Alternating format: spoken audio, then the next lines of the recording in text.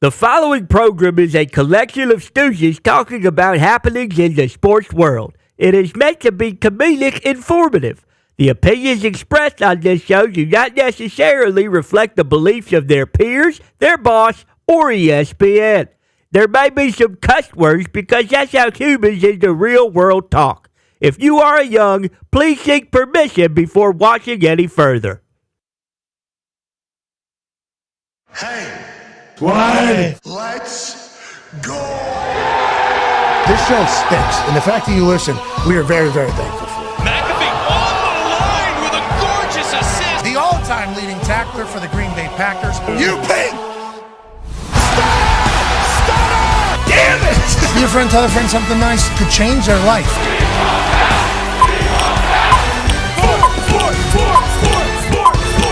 Hello, beautiful people, and welcome to our humble abode, the Thunderdome, on this CONCAFA Eve, June 3rd, 2025. This program begins now. Sports are happening all around us, and as we await the NHL Stanley Cup Finals, which kicks off or drops puck tomorrow evening, and then the NBA Finals, which tips off on Thursday evening, we have something magical happening tomorrow from Cary, North Carolina. It is the TST event. Oi! Oi! TST. Oi! Oi! Oi! TST. Oi! Oi! Oi! So you want to say TST tournament, but it is actually the soccer tournament. So if you were saying TST tournament, it would be the soccer tournament. It would be the soccer tournament squared, which it should be more like cubed or maybe even to the 10th because of how spectacular it is. There's a bunch of soccer teams coming down to Cary, North Carolina in battling in a 7-on-7 style of play that is absolutely electrifying for a $1 million cash prize. Only one team can win $1 million, and we're hoping it's our team, the CONCAFA SC boys. Yeah. Obviously, we got dogs all over the place. The man saying, shush your face. Shush your face. You'll get to know him over the next few days. That's Meat. He's one of the Arena League boys. On the other side, we got Ruggles. Okay, this guy, I guess, is the guy. Look out. I guess there's him and Meat on the same team is problematic for the entire TST. And then obviously Grella's back. Great to see Grella back. Paisano. Breck Shea leading the way. He will fight people. Breck Shea will fight. We have a tough team. We have a team that doesn't take any shit. And we have a style of soccer that's going to be played down there that is going to be absolutely electrifying. Let's get to the rules here, okay? It's a 7-on-7 tournament on a smaller field. In the field, Cary, North Carolina. Pristine. I don't think I've ever seen better grass. It looks like it's a golf tournament. It does. It literally looks like you're playing soccer on a fairway with how beautiful it is. Obviously, there's bleachers. There's tickets being sold. Our show will be live down there tomorrow and Thursday. And the game is electrifying. Each game, 40 minutes with two halves, 20 minutes each, obviously. Running clock. Yes. And then whenever the game is over, the end of the 20-minute second half, there's something called target score time. There's no offsides. There's unlimited substitution. And the only way the game ends is with a goal being scored. And it's never over. Nobody's ever out of it. We were down a couple goals, and in target score time, we're able to come back and hit the target score. What's the target score? One more goal than what the leader has. Yes. Okay, so if we're leading 5-0, look for that to happen. Which will happen. Look for that to happen, okay? If we're up 5-0, as soon as the game's over, it'll go to target score time. The target score now is 6. They could technically score 6 straight goals and beat us. Wow. That game's not over until they do that. Every 3 minutes in the target score time, one player from each team is getting removed from the field. So it starts 7-on-7, then 6-on-6. Then guess what? 5. Wow, 4-on-4, 3-on-3. They'll get down to 2-on-2 on this entire field. It is electrifying. The only way a game can end is with a massive goal being scored. There's always a walk-off goal. There's always a walk-off celebration. There's always a moment where a team is saying, yes, we might win $1 million, and a team saying, damn, we were in this thing and we let this get away. This is target score time. That is Meat. He was playing goalie back there. That's why he had a penny on. Pass it over to another one of the Arena League boys. That's Derek Huffman. He's back on the squad. He puts it in the corner, and obviously the boys go bananas. We were losing in this game, down 2-0. We come back, win 3-2 in target score time, and obviously we go crazy. I had a torn hip flexor at that time. from my appearance in a game previous to that one. And I do have an upper and lower body going on right now. Sure. So I'm not sure how many minutes I will have on the pitch itself, but I'm going down there as team owner. I'm going down there incredibly proud of the group that the boys put together. Mike Foss has been acting as general manager for this team. He found some good ones. Yeah. Oh, yeah. We got some old, experienced vets. We got some guys that played in the Premier League. We got guys that played internationally. Damn. We got guys that played in MLS. And then we got the Arena League boys coming in there to do their thing. Now, the arena style of soccer, which is obviously a little bit smaller, a little bit fast-paced, a little bit more... Sure. Grind and pound. A little bit more rugged, I say. A little more greasy. Yeah, but that is what the TST tournament is about. So we got a good group of Arena League boys that are back. They are going to steal the shine. They are going to steal the show. They are unbelievable. Then we got some outdoor soccer guys that have incredible resumes joining them. And I think this team, led by Coach Tony Mola. Wow. Coach Tab Ramos. Wow. And obviously, Coach Bubba Gumpino. Coach Gump. 3 Hall. I think we have a chance to maybe win this thing. Last year, we got getting the hang of it. I think we got to the quarterfinals. Had some electrifying moments. This year, it feels like we're more prepared. Feels like the games are going to be electrifying. And it's not just us. The other teams have gotten better as well. This TST is wonderfully run. Obviously, it started with TBT, the basketball tournament. Whenever they saw the success of that, the founders of TST approached the basketball tournament people and said, we think we could run like a soccer version of this. Is that okay? They come to a deal. TST already bigger than the basketball tournament by far. They sell thousands and thousands of tickets. The amount of merch that is sold, the amount of ex-players that come back, and the vibes of this entire tournament, ridiculous. What they do is a beautiful thing. We can't wait to get down there. And the CONCAFA boys, CONCAFA. Feel good. Had a scrimmage last night down there. Ooh. How'd it go? Boys are rolling. Okay. The boys are fast. The boys are ahead of schedule on what the style of play is. Last year we got dropped in there. Didn't have any preseason. Didn't have a training camp. Playing 7-on-7. A lot of guys play 11-on-11 soccer. Had no idea what the fuck they were doing. So they had to kind of figure it out as they were going. We kind of learned as we went alongside the Arena League boys. This year it feels like we got a better head start. We're ready to go. Let's go to one half of the Hammer. Dahn. Cowboys, Bubba Gumpino, coach of the CONCAFA squad. Obviously, Gumpy, what are you looking for the boys this year? And are you trying to tally more than 2 yellow cards like you had last year?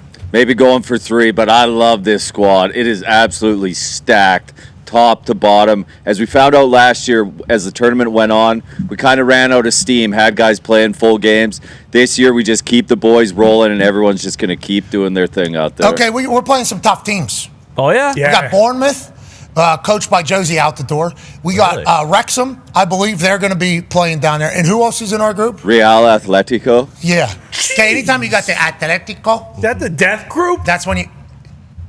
Shout out to YouTube TV. Shout out. What? That was cool. Yes. Yeah, being a sports fan isn't easy, is it?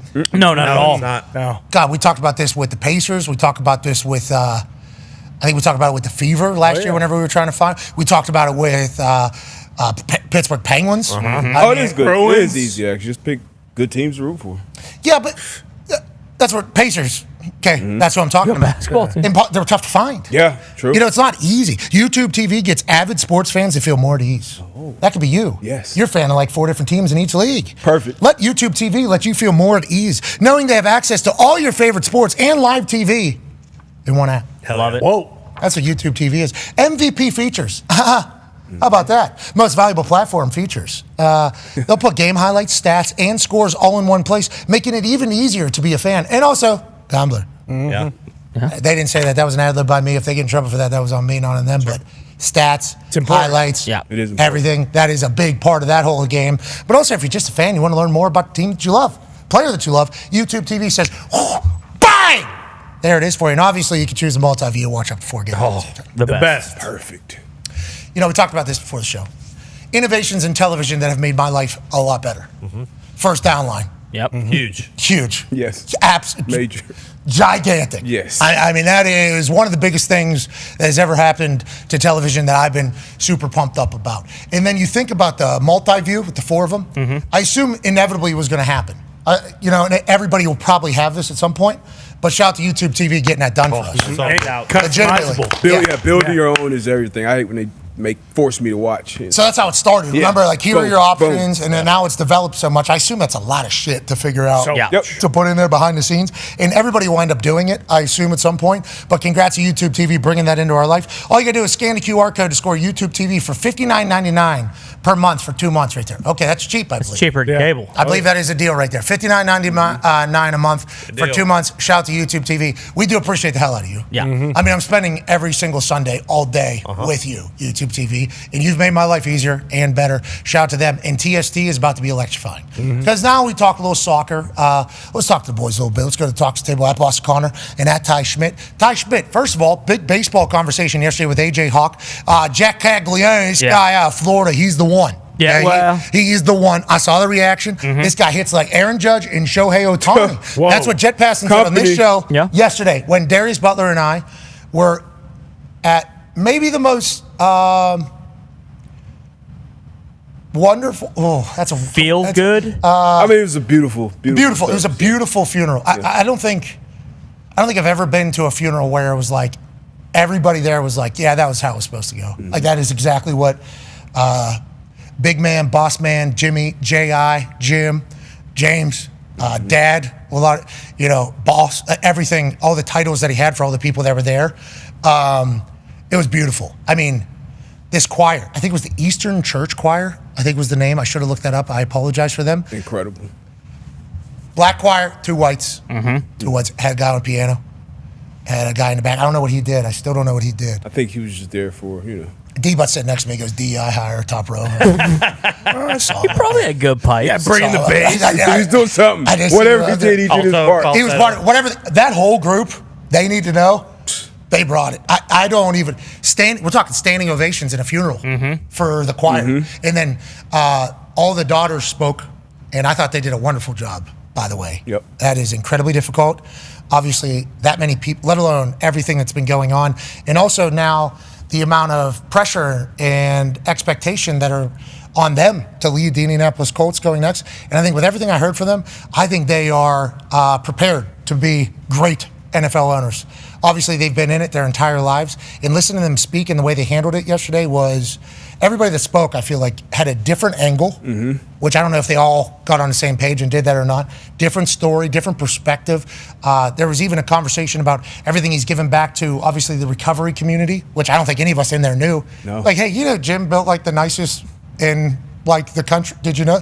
No, obviously you didn't know that because this is just something he did. Like all the stories that were just kind of coming out yesterday were all awesome. Then there were some videos that we hadn't seen, some songs we hadn't heard. Then his band performed at the end. Yeah. I don't know who he was. Great tribute. Oh my God. Axeman brought it. Shredded. I mean, like legitimately brought it home. It was just, it was like a perfect celebration of Jim Irsay yesterday. And D-Butt, myself, and my wife, we sat amongst all the NFL owners. Somehow. Literally just completely. Bidwell was to my left. Rooney was to the left of him. I believe a McCaskey was next to Darius. Woody Johnson was there. Raj was there. Haslam was there. Mara was there. Yep. Great posture on Mara.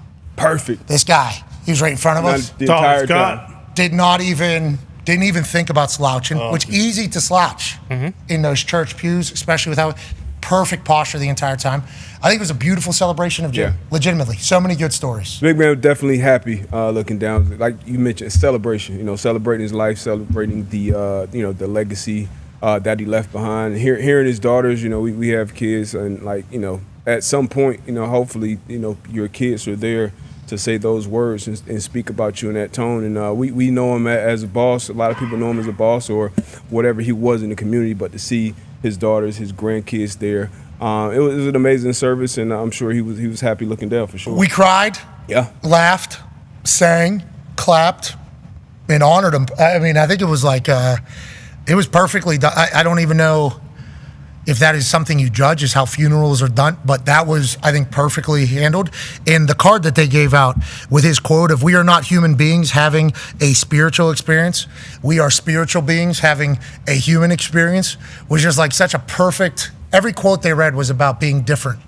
And everything that he was about is like, it was a cool moment. It was a cool moment. But while that was happening, okay, catching up with everybody. You guys were talking baseball in a big way. Jet Passing came on here and heard everybody's talking about Jack Caglione. This guy's the next big one. I didn't know about him. I had to watch a clip to learn about it. You guys did some great journalism. And it's not about the MLB right now. Right now it is about college baseball and college softball. There's some magic happening on these diamonds. 7 innings in softball, electrifying. And then 9 innings, obviously, in this college baseball. It's been electrifying. There's been a lot of shit happening in college ball and stick sports, Ty Schmidt. Yeah, I mean, in terms of college softball, I think what we see is like you see like the real blue bloods in it are always going to be there, and that's why it's so awesome, because you a lot of times are getting, hey, these are the 2 best teams left. You know, like last night, I believe it was Texas Tech who took out Oklahoma. Obviously, we've had Patty Gasso on the show before. Pat, you went down and kind of spent some time around Oklahoma.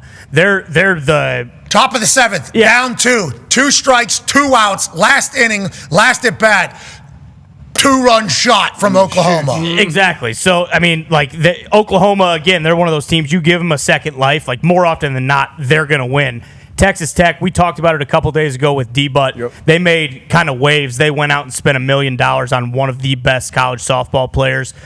You don't want to say poacher from Stanford, but that was an offer. That's kind of the climate that we live in. And she is an absolute dog. She has thrown every single pitch in the College World Series for Texas Tech so far, and lo and behold, they're in the championship series right now. Yeah, with that being said, top of the 7th, Oklahoma hits a 2-run shot on Najari Kennedy. Yep, I believe I'm saying Kennedy, yep. Najari Kennedy. She's from Stanford. They got $1 million, recruiting. It's crazy. Whenever she hit the transfer portal. And now, there's always going to be people saying, oh, Texas Tech is just buying a victory. It's like, that's what college sports are. Yes, so. And if women's college softball is making $1 million, I think that's good for sports. Yeah.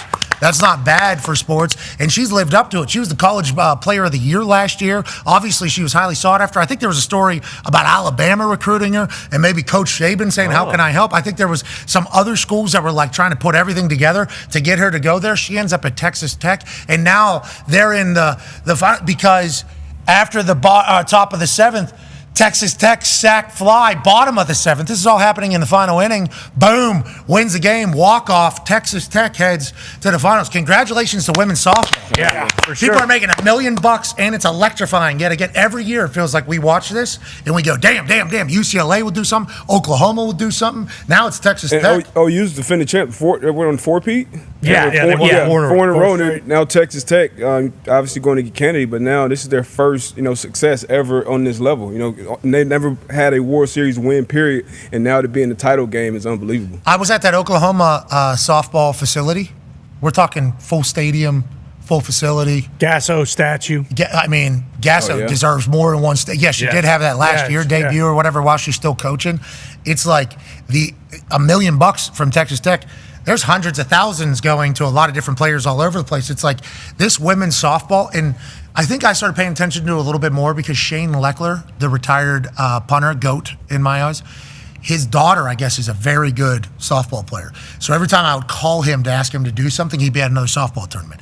And he would tell me about it. He comes to Indiana for a softball tournament. He's like, yeah, there's like 70 teams in a tournament in Indiana or whatever. You start learning about it, then went out to Oklahoma. It's like, damn, this is a thriving sport right now. And every single summer, whenever it plays on ESPN, it captivates for one reason or another. Usually it's electrifying. Last night, top of the 7th, bottom of the 7th, game-tying dinger, and then a sac fly to win that thing with the superstar of college ball taking on the reigning giant. It's like, that's a perfect storyline. That's a dream storyline for college softball, and it's awesome every single summer. Yeah, and I'm not sure how the rivalries are in college softball, but I'm assuming Texas Tech and Texas have some sort of bad blood. Like the environment now tomorrow night and Thursday night will be electrifying because it's the entire state of Texas. I assume no matter where this game is, there's going to be a ton of fans and just bragging rights in general. Like if Texas Tech wins, I bet Texas is going to have a couple $1 million players next year and get back at them. Yeah, I think they're not going to be the only one, brother. No way. I mean, there's going to be Oklahoma knows that they're probably going to have to up it too. I mean, that is.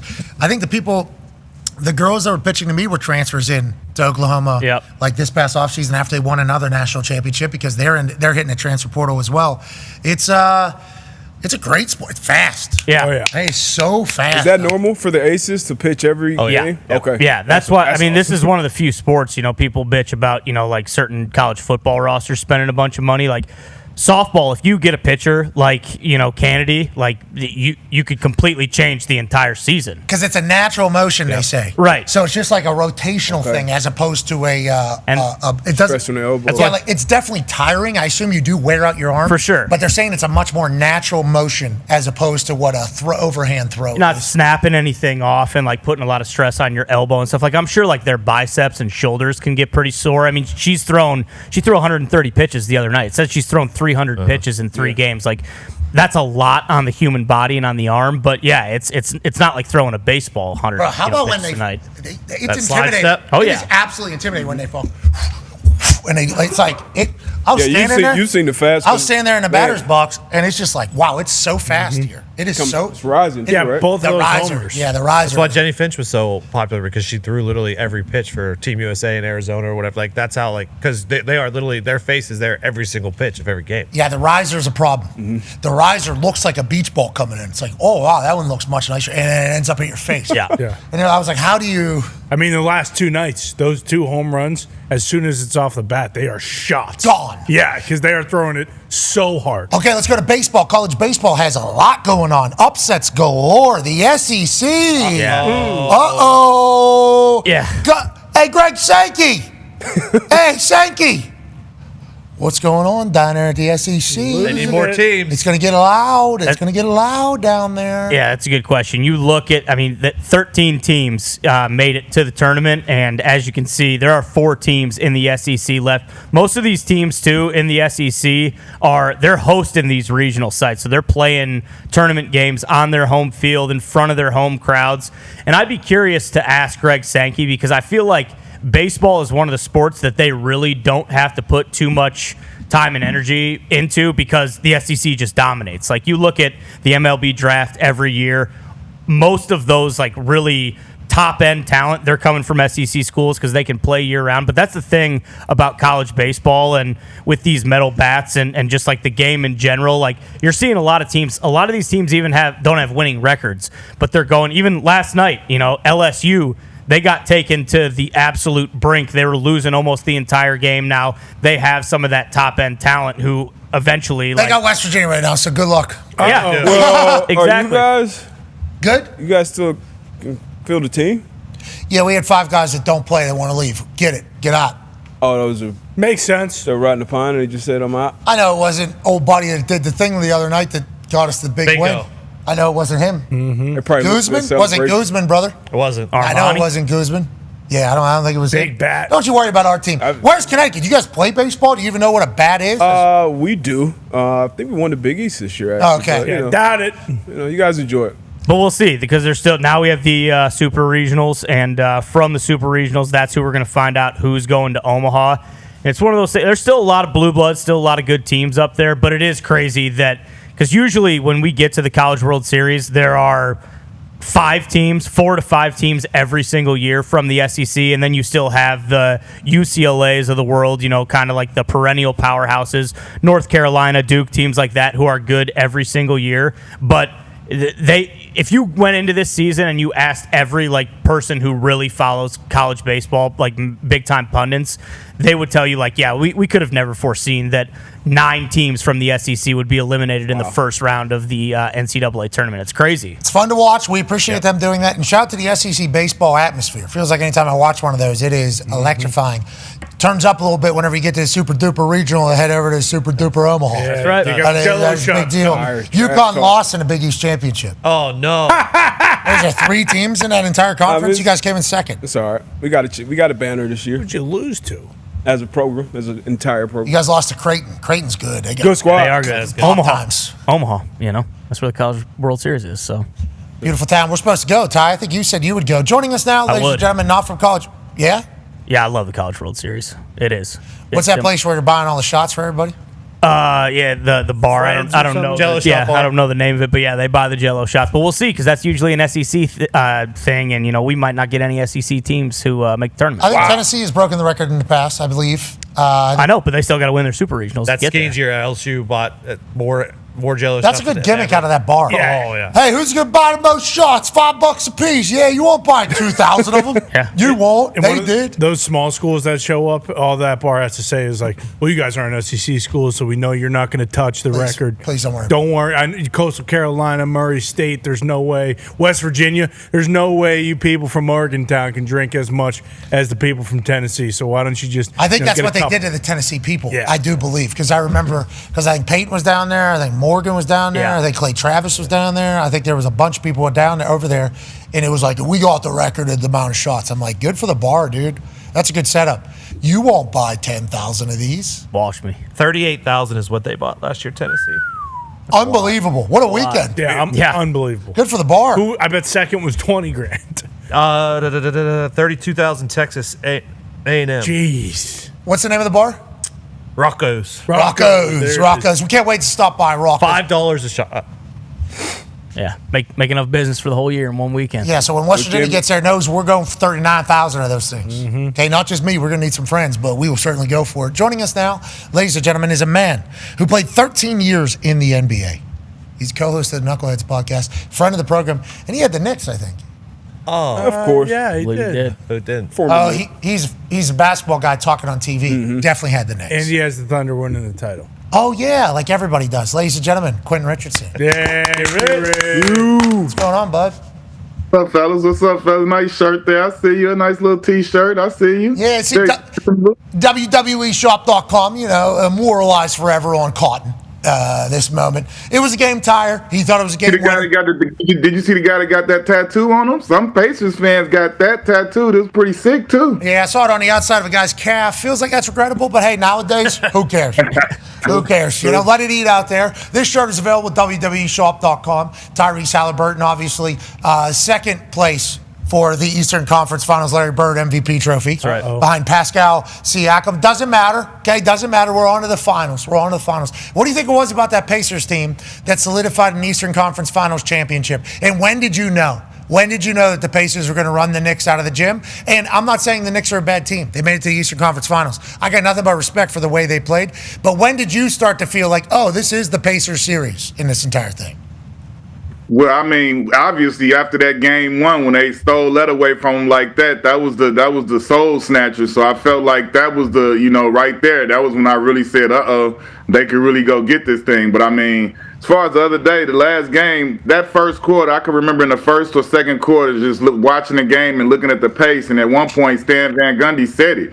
He was like, this pace and the way everything is going, this favors the Pacers. And I felt that. And you saw what happened in that third quarter and the fourth quarter moving on. They couldn't keep up with that pace. And I think, like Miles Turner said in one of their interviews, he was like, their togetherness, their continuity, and the cohesiveness that they've developed over being and growing up together and having those guys together, I think that's winning right now, man. You got to look at that with OKC and this team. The teams that have that cohesiveness that kind of come up together. They're the teams that's shining right now. They're the two teams left in the finals. Obi Toppin hitting his head off the rim seemingly every night and getting chants from the entire crowd was awesome to watch. You're talking about freak athleticism there. I mean, he's real tall. Bunnies. And he jumps so high every time. After the national anthem plays, he turns around, jumps on the rim, hangs on it, and then jumps back. He lands at like the free throw line. Mm-hmm. It's like, this guy is explosive. This is unbelievable. Let alone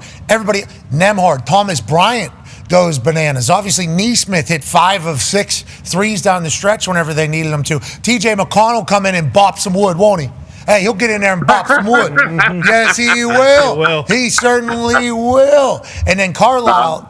Big TJ McConnell fan. I love that dude. I love the way he go in there and mix it up every time. Pittsburgh guy. We appreciate the fact he's an NBA player. I don't know how many of those guys we have in the history of Pittsburgh. Not a lot. And that's just reality. That's a football town. If you have the size to play hoops, they are going to try to get you fatter so you can play offensive line or defensive line. That's how it goes. So TJ making it is great news. And you talk about the pace. Coach Carlisle told us that going after last year, after the Eastern Conference Finals, the big offseason convo is like, we got to be better conditioned. We got to be better conditioned. We got to be better conditioned. Do you think OKC is a team that's going to be able to keep up with the Pacers' conditioning? Because it feels like everybody but the Celtics The last 2 years during the playoff runs, nobody can keep up with what the Pacers' conditioning is. OKC, the same exact build, and what does the matchup look like, you think? I think it's going to be intriguing, man. I think they both have, teams to go deep into their rosters. They play 9, 10, 11 guys at different times, and they really rely on their bench and their strength and numbers. But I don't think OKC's pace is as fast as the Pacers. I think they obviously are one of the, leading league leaders in pace for the NBA season. But I think they have the youth and they have the bodies and they have the players that can keep up and be in transition, and they can do their runouts and get in transition as well. So I think they're equipped to handle it. But I think traditionally nobody plays as fast as the Pacers really. I was in Tulsa last night. They love the Thunder out there. Yeah, live for it. Absolutely. It was awesome. It was really, because I came out, I didn't know how it was going to be actually, because I was like, oh, we are in Oklahoma. Like this entire thing, I've almost become one of the pseudo mascots of the Pacers publicly because of the whole sons of bitches ears ringing situation. That whole thing. So I've got to become, I'm a big fan. I'm a big fan of Tyrese, Carlisle. See, I like the way these boys play. Siakam, I love the way the team plays. So I go in there and there's just signs as soon as I'm coming out. OKC in 5 in my face. McAfee, love you. Thunder in 4. A lot of those chants. I was like, I like this. This is about to be electrifying for the finals. This is guaranteed to go 6-7, or is there a chance at Oklahoma City, who's this minus 700 right now to win the series? That's a huge favorite. Actually, I got some stats here from Hembo. This 9.5-point spread in his first game. Oklahoma City's favored by 9.5 in this first game. That is the largest spread in an NBA Finals game since 2020, when the Lakers were favored by 10.5 versus the Heat in the bubble. It's the largest Game 1 spread in the finals since 2018, when the Warriors were favored by 13 against the Cavs. And since 1991, the only team to lose a finals game when favored by 9.5 or more was the Lakers in 2001. Game 1 against the Philadelphia 76ers with Allen Iverson scoring 48 points. Yes. Ty Lue. So basically, all things are saying the sports books are normally pretty right whenever it's this big. And when it gets this big, it's not normal. What are your thoughts on the spread, and what are your thoughts on how the series is going to go? I'm horrible. I'm like a novice at betting and all of the minuses, so I don't even get into any of that. I don't even try to figure that out. But I'll say this: I think obviously OKC playing at home, like Pat, you talking about that crowd, like they have one of the sickest crowds in the league. If not the best, they are absolutely in the top tier of whoever else is out there. But they crowd is literally the closest thing in the NBA. I feel like you get to a college crowd with the way they come up in there and they get after it. So I think that's a huge factor that they have going in there. But also, like, when you look at what happened between these two teams during the season, and I agree, these are two different teams right now. Obviously they've been the best two teams down the stretch coming into this point. But if you go by the season, Tyrese struggled mightily against them, and SGA did not. So if you're looking at that does not bode well. But I mean, I don't like to try and use that as a comparison now that we're in the finals, because I feel like I said, these are two absolutely different teams. But I feel like whoever's able to, force their will on the game, because SGA, he's a lot different, Pat, than what you saw from Jalen Brunson. Jalen Brunson was the smaller guy, compact, doesn't have SGA is a legit 6'6". He's getting guys up off him. He's going over guys, and he obviously leading scorer, MVP. He is prolific at putting that ball in the basket, so he is going to be a handful for sure. He's a foul artist as well, same with Jalen Brunson, which is a talent. I don't think it's a negative. I think it's a talent to be able to put yourself in a position to get the whistle. There's never been a dominant scorer in this league that wasn't a foul artist, Pat. Don't let anybody. Michael Jordan, Kobe Bryant, James Harden, all of these guys, they're big time getters. They get to the foul line. Look it up. They are up in the all-time leaders of free throw attempts. Like when you look at Paul Pierce, T-Mac, all these guys, they got to the foul line. Anybody who scores the ball at a high clip, they normally get to the foul line. That's a part of it. Yeah, and then I think Crossover told us that if you're to eliminate foul shots from everybody, SGA's still the leading scorer. So in run of play, he's still the leading scorer as well. So not just his fourth quarter points. You could take his fourth quarter points away as well. They say I saw that stat. I saw the same thing he saw. Fourth quarter throws, and he still leads the entire league in scoring. The guy's unbelievable. They got a lot of guys over there that are great. Jalen will also pop out of nowhere, and then Chet, what's he doing? Too much, feels like. It's going to be a great series. I can't wait. Now, on that note, you talked about SGA there. Legit 6'6". Does not look like with the way he moves. No. Does not look like with the way he moves. Yeah, way too smooth to be 6'6". You're supposed to have a little horse, like baby horse. Sure. When you're that tall, somehow able to move like that. That would be so cool to be able to. Imagine walking into an LA Fitness. It'd be fun. 6'6", being able to move like that. Put a headband on, do your entire thing. Unstoppable. Sweet hair. Plus get all the fouls. When you look at the numbers he's put up, like his numbers say that no one can stop me one-on-one. Like he scored 30 over 50 times in a season, scored 20 over 60 sometimes. Like that's legit saying league-wide, no matter what defense is happening, no matter what's going on, they can't stop this kid. That's scary. And he bought Rolexes for the entire team when he won the MVP. Seems like he's the perfect guy. It never ends. You got a tough Pacers team coming to town. Yeah. SGA. On that note, Connor has a question for you, Q. Yeah, it might be time to revisit that Paul George trade. I think you could consider that as the worst trade in NBA history now that SGA is an MVP and they're in the finals. But Q Rich, what individual matchup are you looking forward to the most? Is it SGA and Neesmith and kind of the other guys that they're going to throw at SGA? Is it, Jalen, Halliburton, Alex Caruso on Halliburton? Or is it the new haircut Chet Holmgren versus like Miles Turner? Kind of like a new. That was the real thing with that haircut? No, that was NBA Centel. I was just joking. But which matchup are you? Centel was running wild last week. Yeah, still is. Boy. Oh, my God. People have not caught on yet. Jeez, Barry made an appearance here yesterday. Yeah. Buckner's still throwing his fastball. When your league gets bigger, you got to start getting used to these things. Centel's throwing his fastball still. Jeez Louise. Anyways, sorry. Go Yeah, no, please. I think I'm most interested to see who they.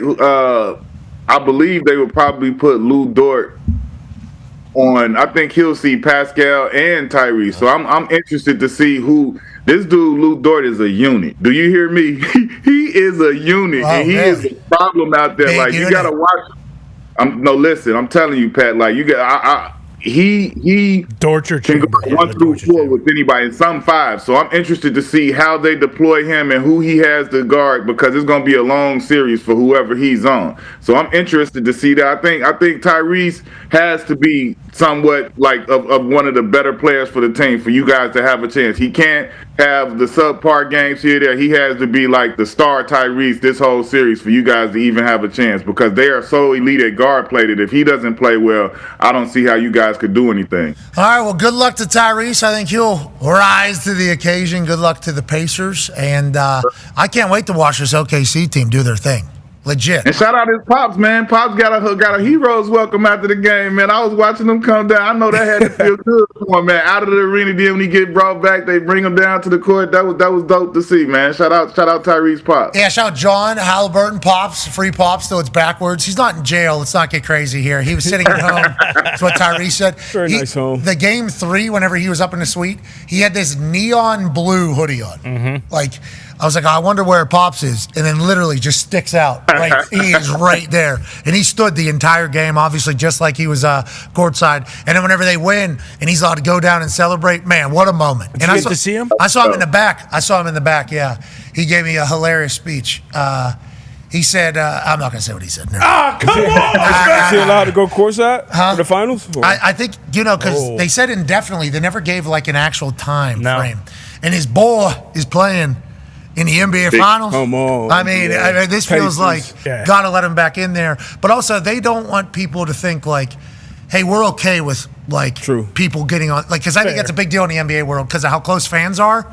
Like, I think in your guys' world, if I've kind of come to understand anything with the way players act with fans, I think there is a built-up tension with how close fans are and how they feel like they just got a ticket to say whatever they want to people with how close they are with basketball. I feel like you guys have to deal with that a lot more. That's why whenever a player snaps finally, I don't think it's just that night. I assume it's probably 20 nights leading up to whatever's taking place. History of the Pacers, too. Yeah, like, I'm not saying that's never gonna change, man. That's always gonna be a thing. Our fans get some of the get close, like probably the closest to the action of any fans that out there. And my experience is like if you're very direct and you concise and you say the thing the right way to the person, they'll know that they're messing with the wrong person and they'll kind of leave it alone. So that's I've seen that happen a lot too. Yeah, I watched James. They're so close. That's what, like, you got to tell them the right thing. Like I had to tell somebody right one time, like, yo, like, you do realize that, like,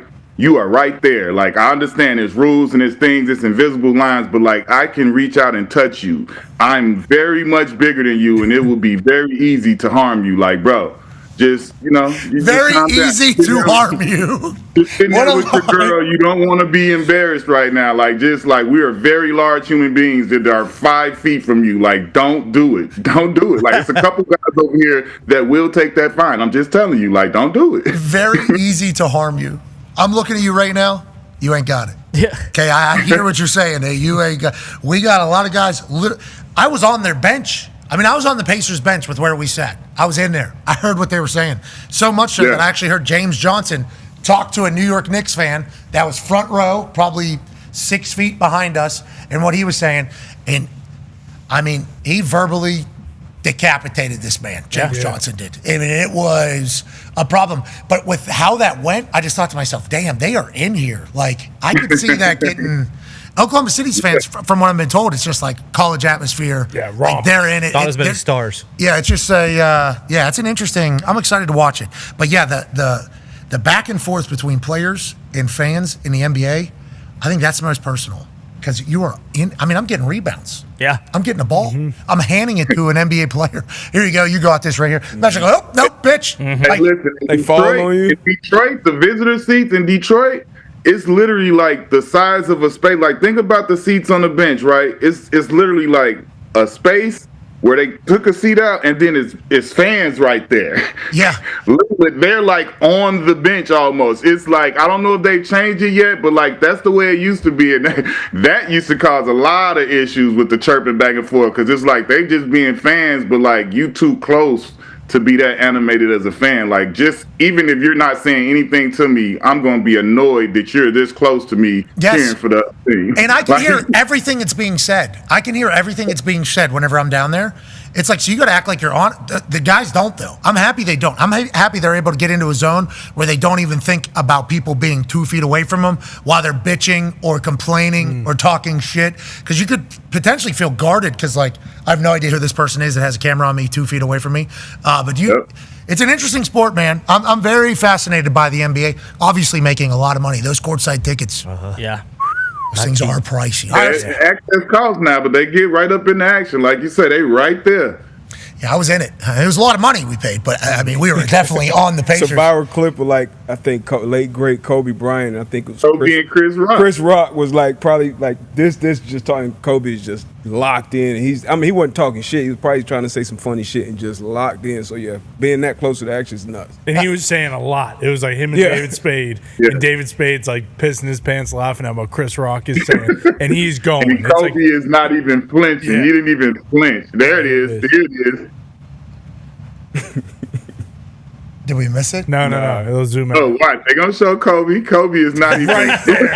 Jeez. That's like Matt Barnes, right? Right there. That's Matt Barnes and Kobe with the thing. All right, let's talk a little bit of Lakers, shall we? Go ahead, D-Butt. Yeah, I don't know if you saw the clip of Luka being a guest on Mind the Game Pop, but if you haven't, we got it right here. I want to get your opinion on it. I think it'd be unfair for the audience if we didn't ask you off the bat what it's like playing together, how you feel playing with LeBron. I know you looked up to him as a kid, and now you guys are teammates.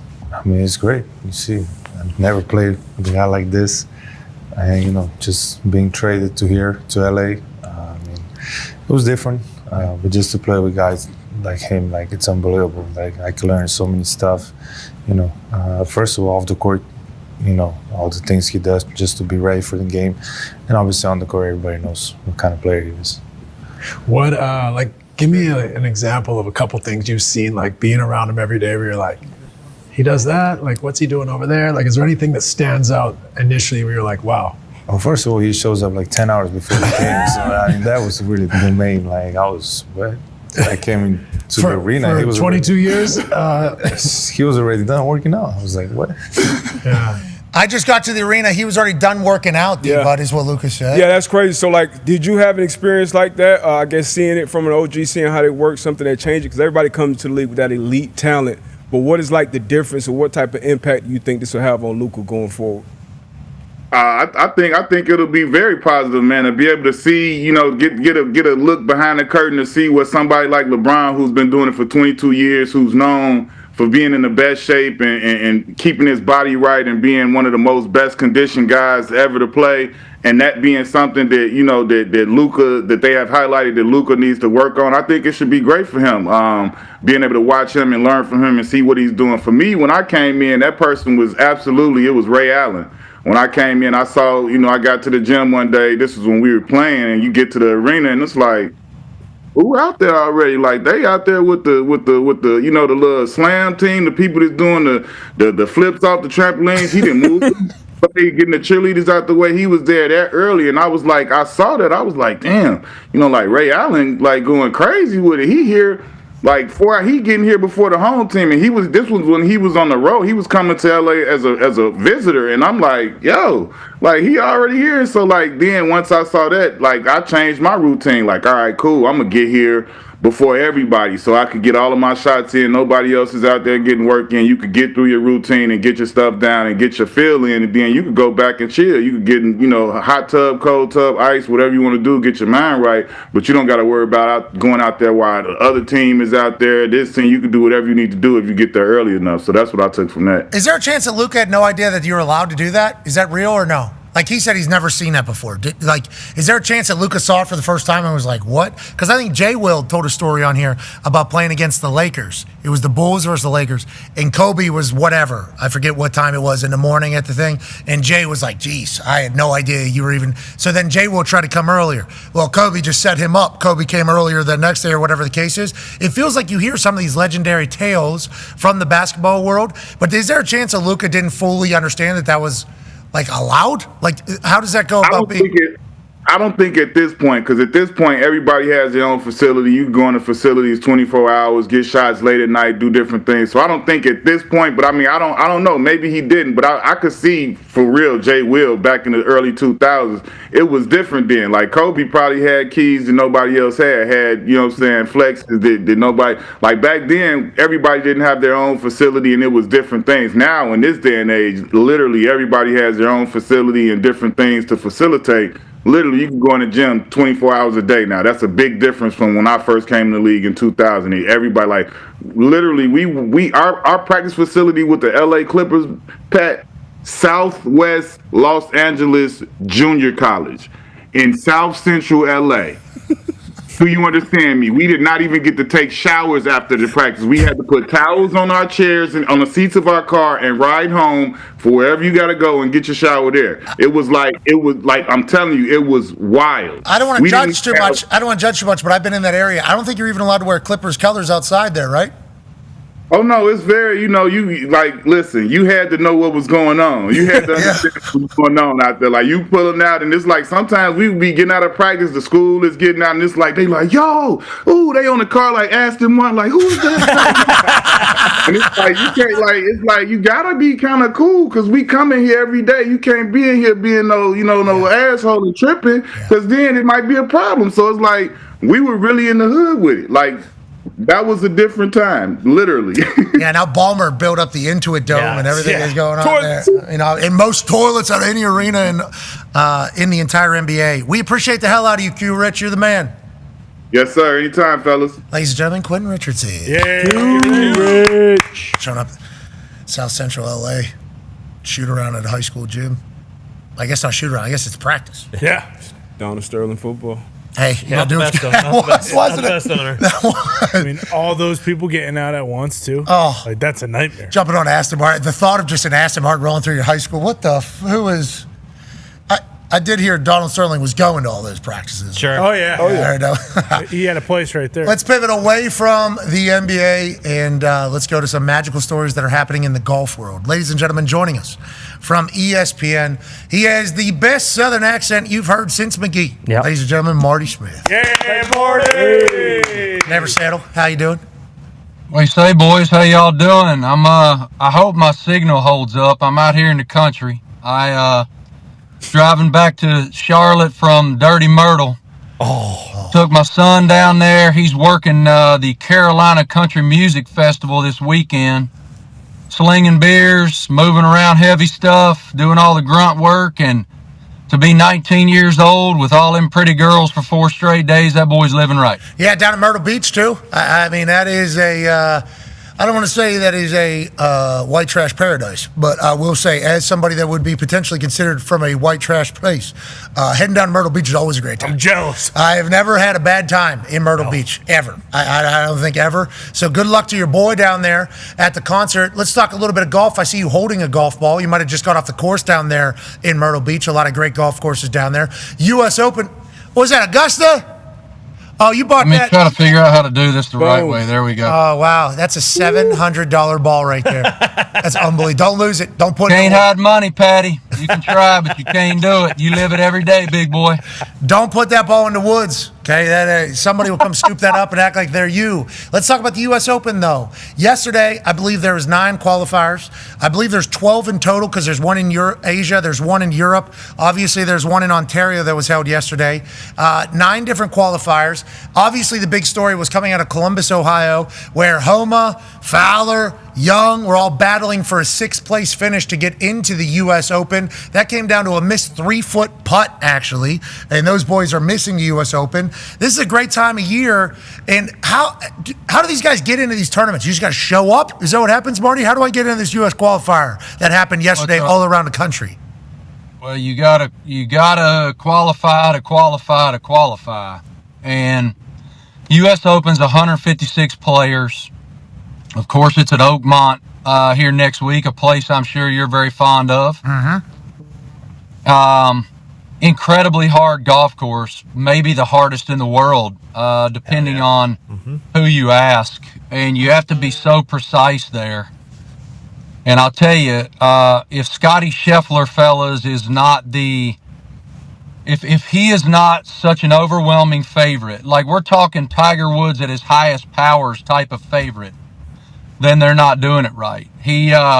This place, it demands precision, and right now his precision is just historic and remarkable. So, yeah, it's golf's toughest test every single year, and this year will certainly be the case. Yeah, I think the rough at Oakmont, U.S. Open. Oakmont, obviously, in the East Hills of Pittsburgh, right there near Plum. Okay, it's in Oakmont, which is a different town, but it's right next to Plum. Majority of the course is in Plum. Yeah, a lot of Plum representation there at Oakmont. They got rid of Oakmont East. We told the story 1,000 times. That was the public course that was next to Oakmont. That was a good time. They had a 18th fairway that was downhill and straight, long way. You used to get trash bags, obviously, in the winter, break into the course. You're flying down that thing. Good time. Oh, it was a great time. That's awesome. I mean, you're talking about great time on Oakmont East. They have since demolished Oakmont East, made Oakmont bigger, badder, and better, and that course is a beautiful one, and it's going to test everybody. You talk about Scotty Scheffler being amazing, and obviously we talked about the qualifiers yesterday. Did you hear about the dentist here from Indianapolis, Indiana? Matt Vogt actually qualified for the U.S. Open. He's originally from Seneca Valley, which is in western Pennsylvania. He grew up, when he was in college trying to become a dentist out here in Indianapolis, Indiana, he caddied at Oakmont. His father passed away 2 months ago. Obviously, the U.S. Open at Oakmont is on Father's Day weekend, and he's Nick Baraldo's actual dentist here in Indianapolis, Indiana. You're talking about a magical story there. That's what the U.S. Open, I think, kind of is, though, in the lead-up. It's like, hey, no matter who you are, if you play great and qualify, you can maybe change the trajectory of everything, and this dentist might do it, Marty Smith. Well, I loved seeing his emotion in the aftermath of qualifying for the tournament, and throughout the entire post-round interview, he was doing everything he could not to break down emotionally, because it's one of those moments where you have a dream, you let the dream slide a little bit and go fix people's teeth and do root canals and give them crowns and whatnot, and now here you are, you're going to be playing against in the same field with the best players in the world, and that's the magic of that event. And I just can't wait to see what he does and how his story unfolds throughout this I guess it's next week, but just fabulous. It's one thing that makes that tournament unique, and If anybody happens to have an issue with gum recession during the week, he'll be able to take care of it. Yeah, obviously. And hopefully he'll have his little axe pick thing that everybody hates seeing coming into their mouth. Better. I mean, nobody really enjoys the dentist experience. Is there anything worse than that? I mean, there are very few things in the world that are more that make you more vulnerable than sitting there like that. Yeah, just like that. I was going to do it, but I didn't want to end up on the internet. You're on there right now, Marty, and nobody would do that to you. Nobody would disrespect you. Nobody would ask Grok to make it look like Marty is at a dentist's office right now with his mouth open, getting a drill pounded down in there. And you got to have good vibes because nobody's coming to you happy. Nobody's going to the dentist because they're happy. Always miserable. And the schooling to become a dentist, impossible. Terrible. They got to do like actual doctor shit. Oh, yeah. And then they get, you're not an actual doctor, you're a dentist. It's like, well, I just went to med school basically for the last 4 years to do this entire thing. And while he was doing med school, he was still able to keep his golf game at a level where he's qualified for the U.S. Open. I don't know how. Me neither. I mean, I don't know how he was able to do that. Like, if you're a great golfer who's a Sunday or who's a weekend hacker, who's scratch or a plus, or even somebody who can, be a 6 handicap, you got to play all the time. And if you're somebody that's good enough to do what he's done, I don't know I can't wait to learn what his schedule was. Yeah, legit. I mean, that's a real question on how he's able to figure it out. And I don't know personally, but there can become a time where he's like, I don't want to be known as the dentist guy who's golf. I just want to be judged off my golf. It's like, well, bud, you spent your entire life focusing on something other than golf, and you're still in the U.S. Open. That is worthy of being told. Yep. Congrats to Matt Vogt. Now, he's not the only one that qualified. That's an insane story. As we're running up on a hard out here, go ahead, Ty. Yeah, Marty, what about the 17-year-old kid, Mason Howell, who shot 63-63 to qualify? Do you think we'll see anything special out of him? I mean, I can't imagine any 17-year-old is going to be able to take on Oakmont with how long it is and the rough and everything. But what do you think about this story? I think it's amazing. I mean, my son's 19 and can't get out of bed and tie his shoes in the morning. So, and now he's down in Myrtle. Oh, no. I can't wait to see what that kid does on the 8th. Have y'all ever heard of a 300-yard par 3? Get out of here. Like, what are we doing? That's classic U.S. Open. We're going to be down in your world here starting tomorrow. Tone has a quick question for you. Yeah, Marty, quick. Any must-go spots or must-go-to spots down in Raleigh when we're down there the next couple of days? Oh, I didn't know you guys were coming to Raleigh. That's awesome. Are you coming to see us? I might be able to come over. So McGee and I are going to Nashville, Tennessee. Oh, hell yeah. To the CMA Fest. We're going to interview a bunch of country music singers on the Southeastern Conference Network. Hell yeah. And so we'll be tearing up Nashville while you guys are in Raleighwood. Make sure you get you some Q, all right?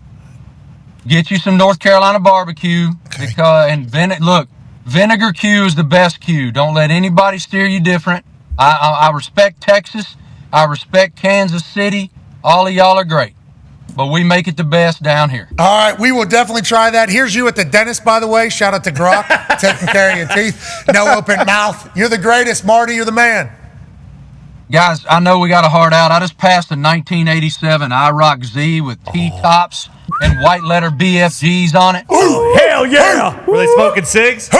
When I start making that Pat McAfee money, that's going to be in my garage, baby. That's like... I mean, speaking of the beach, that guy's been to Dirty Myrtle, Daytona Beach, MTV. Ladies and gentlemen, Marty Smith. Dirty Myrtle's awesome. The best. I've literally never had a bad time there. Nope. What a wild place. Everybody understands what the deal is, too. That's why I like it. Good luck to Marty's boy. We'll be back on the other side with more. Be a friend, tell a friend something nice. Might change their life. There is a crowd of about 30 people moving through the back end of the business field here. And in the middle of it is this black Samoan man who has become the most famous human on earth. Great guy. Ladies and gentlemen, the GOAT, Dwayne "The Rock" Johnson.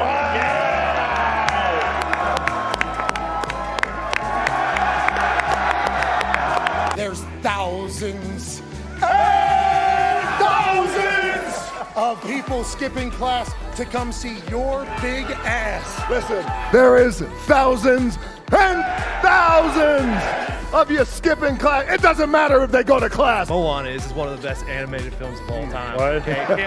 Can't wait for the live action. Thank you, yes. But You're welcome. We talk about Mana. What can I say except you're welcome? And we talk about Mana. Honestly, listen, kid, I could go on and on. I could explain every natural phenomenon.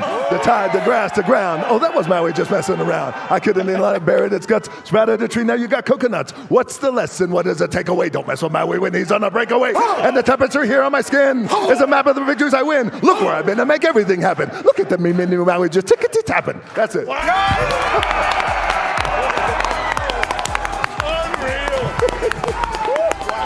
Still got it. On the Samoan side, Polynesian side, we have a word called mana. Mana is spirit. Mana is power. Mana comes from in here. It's the thing that gives you goosebumps. It's that thing you feel. It's that thing when I walked out and we felt this thing. This is mana. This is mana.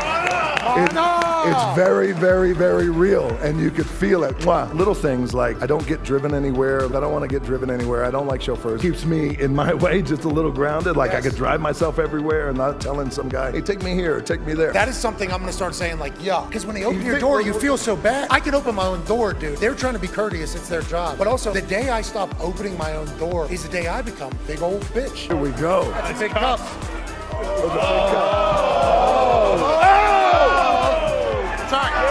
Sorry, Mike. Here's the iconic sound. You guys know it. This special Terramana toast goes out to Passion. Congratulations on your show. Very proud of you. Very proud of all you boys. And to all of you, love you guys. Thank you for the support. Keep kicking ass. Cheers.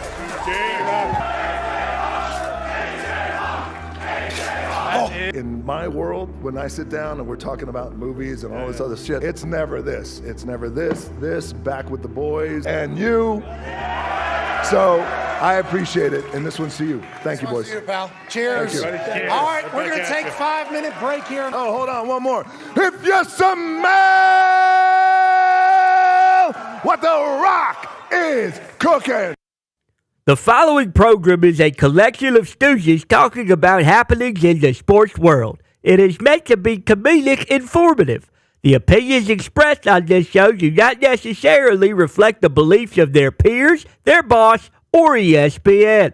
There may be some cuss words because that's how humans in the real world talk. If you are young, please seek permission before watching any further. Hey. What? Let's go. This show stinks, and the fact that you listen, we are very, very thankful for. McAfee on the line with a gorgeous assist. The all-time leading tackler for the Green Bay Packers, you pig! Stop! Damn it! Your friend tell a friend something nice could change their life.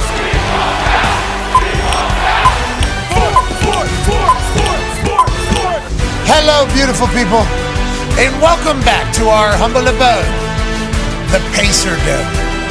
On this CONCAFA Eve Tuesday, June 3rd, 2025, Hour 2 starts now. Sports! Somebody tweeted me that, and I think it was a good call. The Pacer Dome. Can't be the Thunderdome, Oklahoma City. Oh, that's a great point. Somebody tweeted me that. I wish I could give them credit. Somebody sent me a tweet and said, don't you think maybe Thunderdome not good this week? And it's like, you're right. Welcome to the Pacer Dome, baby. I don't know. The Pacer Dome kind of stinks. That it does stink, and we own. It's more so like, oh, you think we're new to this Thunder shit? Nuh-uh. Thunder Dome. Pacer. Pacer. Welcome to the Pacer Dome, brother. Pacer. Welcome to the Dome. There. It is great to be here. We can't thank you enough for allowing us to do this for a living. We talk about sports every single day, and we're thankful that we get to do that. We are the luckiest people on earth because you decide to watch or listen wherever the hell you may be, and we'll continue to do this for as long as you'll show up. Speaking of showing up, tomorrow we'll be in Cary, North Carolina, live from TST, and it is going to be a glorious few days as we find out who's the $1 million team taking on the soccer tournament. Is it everybody else, or is it CONCAFA SC? Our team's ready. Our team's rolling. Our team's experienced. Our team is getting paid. Sure. Our team is getting paid. It's fair. And our team's ready to take on this mountain, this beast that is the TST. And I want to let you know, when these boys get rolling, and Jeff Cameron, back right corner there, we kept him on the graphic just strictly because of what he's meant to the team over the last 2 years. He will not be playing. What? What? Why? On, man. He has a lower body. Oh, I got an upper and a lower body. Captain America? That's bad. Yeah, we got a couple. We got 2 lower bodies and an upper body between the 2 of us. So I got that. That's real bad, man. we got 18 players ready to go, though. 18 players ready to roll. Ready to roll. Mike Foss. Ready to roll. Ready to roll. J.J. Watt took a shot at Mike Foss the other day. I think did. Put a chip on his shoulder about the size of his brain. I don't think that's what J.J. said. J.J. was talking about the size of his head just as a whole, the fore part of it. And then the brain in there is just so big, he's ready to go. He's in shape. And I've been told, Paisano Gorilla hasn't stopped working since last year. Wow. So like last year he was getting into shape. Now he's like... He's the real heart soul. He also owes us. Yeah, exactly. Yeah, he tried to tear the entire team down. But I think he understood when he looked in the mirror. He was in the middle of training at that time. He was all discombobulated. It's also in Still his not blood. convinced You got to that- give him a break. It's in his blood. Yeah. TST is a soccer tournament that happens in Cary, North Carolina. It's 7-on-7. It is electrifying. It is a smaller field. It is 2 halves of 20 minutes each, 40 minutes in total. Running clock. Let's keep this thing moving. There's no offside, and it's unlimited substitutions. Now, sub cannot step foot on the field until the person steps off the field. Red card. If you step on the field before the other person is fully off the field. Had to put that rule in because the first TST subs were happening real loose. Yeah. You know, there was like 8 guys on the field, 9 guys on the field. So they said you can't come on the field until the other person is completely off the field or it results in a red card. What that does is open up some... You know, you got some real shots. It's an electrifying style of soccer, and it only ends with a walk-off. It's called target score time. If the leader has 2 goals going into the target score time, which is the end of regulation after 40 minutes of play, then the target score will be 3. Even if they're up 2-0, the other team can come back and score 3 goals and win this thing. You're never out of it, and the only way to end the game is by somebody making magic. For instance, this is 3-on-3 at this point with a goalie. That's our Arena League boys. That's our TST team player. Meat, feed, and huff. Me with a torn hip flexor. And Gumpy after his 2nd yellow card. Going in and celebrating alongside the boys. The arena boys. The outdoor boys. As we tried to chase greatness last year in Cary. We'll try to do the same thing this year. Key rules. No drop kicks or punting by a goalkeeper. Sure. No slide tackling. To make sure they monitor the slide tackles this year. I have heard that in our preseason scrimmages, pre-tournament scrimmages last night, there was 3 of them our team played in. Reports coming to me that we had 3 guys did slide tackle members of the other team. Okay. Yeah, let that go. Get it out now. One of the guys actually potential 2-footed slide, just set the tone. We're just looking for consistency. Cleats up? Yeah, 2-footed cleats up. Brady. We won't say who it was. I think we all know. Okay. Yeah. Then there was also I believe there was a little bit of it was not Gordo. Oh. There was a little bit of a mix-up, I do believe. I believe the boys are... That's why they call it a friendly. It was not. From what I heard, the boys are squirrely. The boys are ready to get in there. Get a big greasy out there? And if you don't have a little bit greasy, I think there was a couple greasy plays by the boys. But hey, I don't know what they did to us. Sure. For us to answer in response. I was not there. Obviously, I was at Monday Night Raw in Tulsa. But if you do not have a team to pull for in TST, which I assume is not many of you. Okay, I know everybody's fan allegiances spoken for. have already True. been pledged. I understand that. It's big TST. There's $1 million on the line. You're going to be able to find this all on ESPN Plus. You're able to find these. I believe I'll probably be commentating most of the CONCAFA games. I assume I'll have a microphone near me. Owner, I got to make sure the boys are doing what they're doing. But if you don't have a team, we would welcome you to the CONCAFA club. We would welcome you to CONCAFA SC. We're a team you're going to like. Physical team. Physical. Explosive team. We buy jerseys. Is there merchandise available? There is merch. I believe there will be CONCAFA merch there, which we are very thankful for the TST folks for hooking it all up. And Mike Foss being on top of it all as our general manager of CONCAFA. Our team's explosive. Our team's very talented. And our team will fight. Like that. That has been set. Our culture is we will fight. Maybe even each other. Bingo. Yeah. We'll fight each other. We'll fight the other team. Definitely. We are a scrappy group that you're going to want to get behind. And we have the best chant in all of TST. CONCAFA. That's me blasting one home. Look for more of that in target score time. And let's continue this conversation. The Talks Tables here at Boston Connor and at Ty Schmidt. Hearing good things about Stephon Diggs up there at OTAs. Oh, yeah, great things. I mean, even off the field, a lot of people still thought they were great things. It's just some people viewed them a little differently than others. But, yeah, Stephon Diggs looks fantastic. Good vibes, teaching a lot of the younger guys. And, I think someone said he's 6 months and 25 days removed from his ACL tear, and he looks extremely fast. Here he is with Kayshon Boutte, and they're going around the cones, and he's moving. Yeah, he's catching up to him. He's beating him around those cones. So vibes are very high in New England. Drake May was also 14 of 16 yesterday. Okay, and stats in these are going to be tough to keep up with because who's practicing what, who's in where. Is this the first time they're running a play? It's hard to just go off of stats and OTAs because you have no idea who's working on what at that time. Because there might be some DBs working on some new shit, so they might get cooked. Now, there also might be something the quarterback's working on where he might be missing a little bit. So it's hard to just judge specifically off of stats and OTAs. You got to watch the film. And the film that I saw of Stephon Diggs, not just out of the practice, he posted something on Instagram of him working out. He's out of an ACL right now, and obviously everything else that has been talked about, very much so. It's unbelievable how fast, explosive, quick, and his hands are just so seemingly spectacular all the time. Yeah, a lot of times it's always a lot of other shit around, like wide receiver one specifically, but when it comes to the work and the work ethic, like Stephon Diggs is up there. Tier 1, always has been in his recovery, what he's been doing down there with Sharif from day one down in South Florida recovering. Now, I love seeing him back with the squad on the team. You just build that camaraderie. You're in the meeting rooms. Obviously, you're in a new place. You're getting used to your quarterback, the timing, things like that. And then I'm not sure who he was on the sideline with. I think it was Baker, maybe. Yeah, it was. Number one. And just kind of, schooling him up, teaching him some things. Saw the same thing with Puka and Devontae. Like, those are the most valuable things for this time of year for the vets, being around the young guys and just dropping that game on them day in and day out. Yeah, there's Puka and Devontae, and Puka will be a sponge. If we know anything about Puka, Puka's not scared to ask questions. He's not scared to listen, and he has enough ability to adapt anything that Devontae is giving him into his game. That is quite a duo over there in Los Angeles that I just got reminded of with Matthew Stafford spinning it with Sean McVay's big brain and the run game that they had down the stretch in the playoffs. Good luck to the Rams. Going back to Stephon Diggs, I think everybody thinks about him at the Bills, and then it ended. Then he goes to Houston. He obviously gets hurt. When he was playing with Houston, he was playing well with Houston. Remember, C.J. Stroud was doing it again, and he had Stephon Diggs, and Stephon Diggs gets hurt. When he got hurt, what was he? I believe he was 7th in the NFL in catches. I'm not sure how many touchdowns he had, but I know he had 2 week 1 in Indianapolis. So people acting as though he was, bad last year, and I think that might have been because the Texans and him agreed to a 1-year deal, so he wasn't playing on big money. But he was 7th in the NFL in catches, and C.J. Stroud was top 5 in passing yards. And we saw kind of what happened in the middle of the season with the Texans, where they kind of fell off and then completely went to, Joe Mixon, and granted Nico Collins also got hurt. But acting as though Stephon Diggs is just some schlub now is a little ridiculous. And if he can get 1 or 2 of these guys, anytime you get into a very public relationship, that's going to happen. Yeah. People are going to attack you. I mean, that's what it is. But he's built for it. Yeah. Stephon Diggs is built for it. He is very much built for it. You're talking about on the field?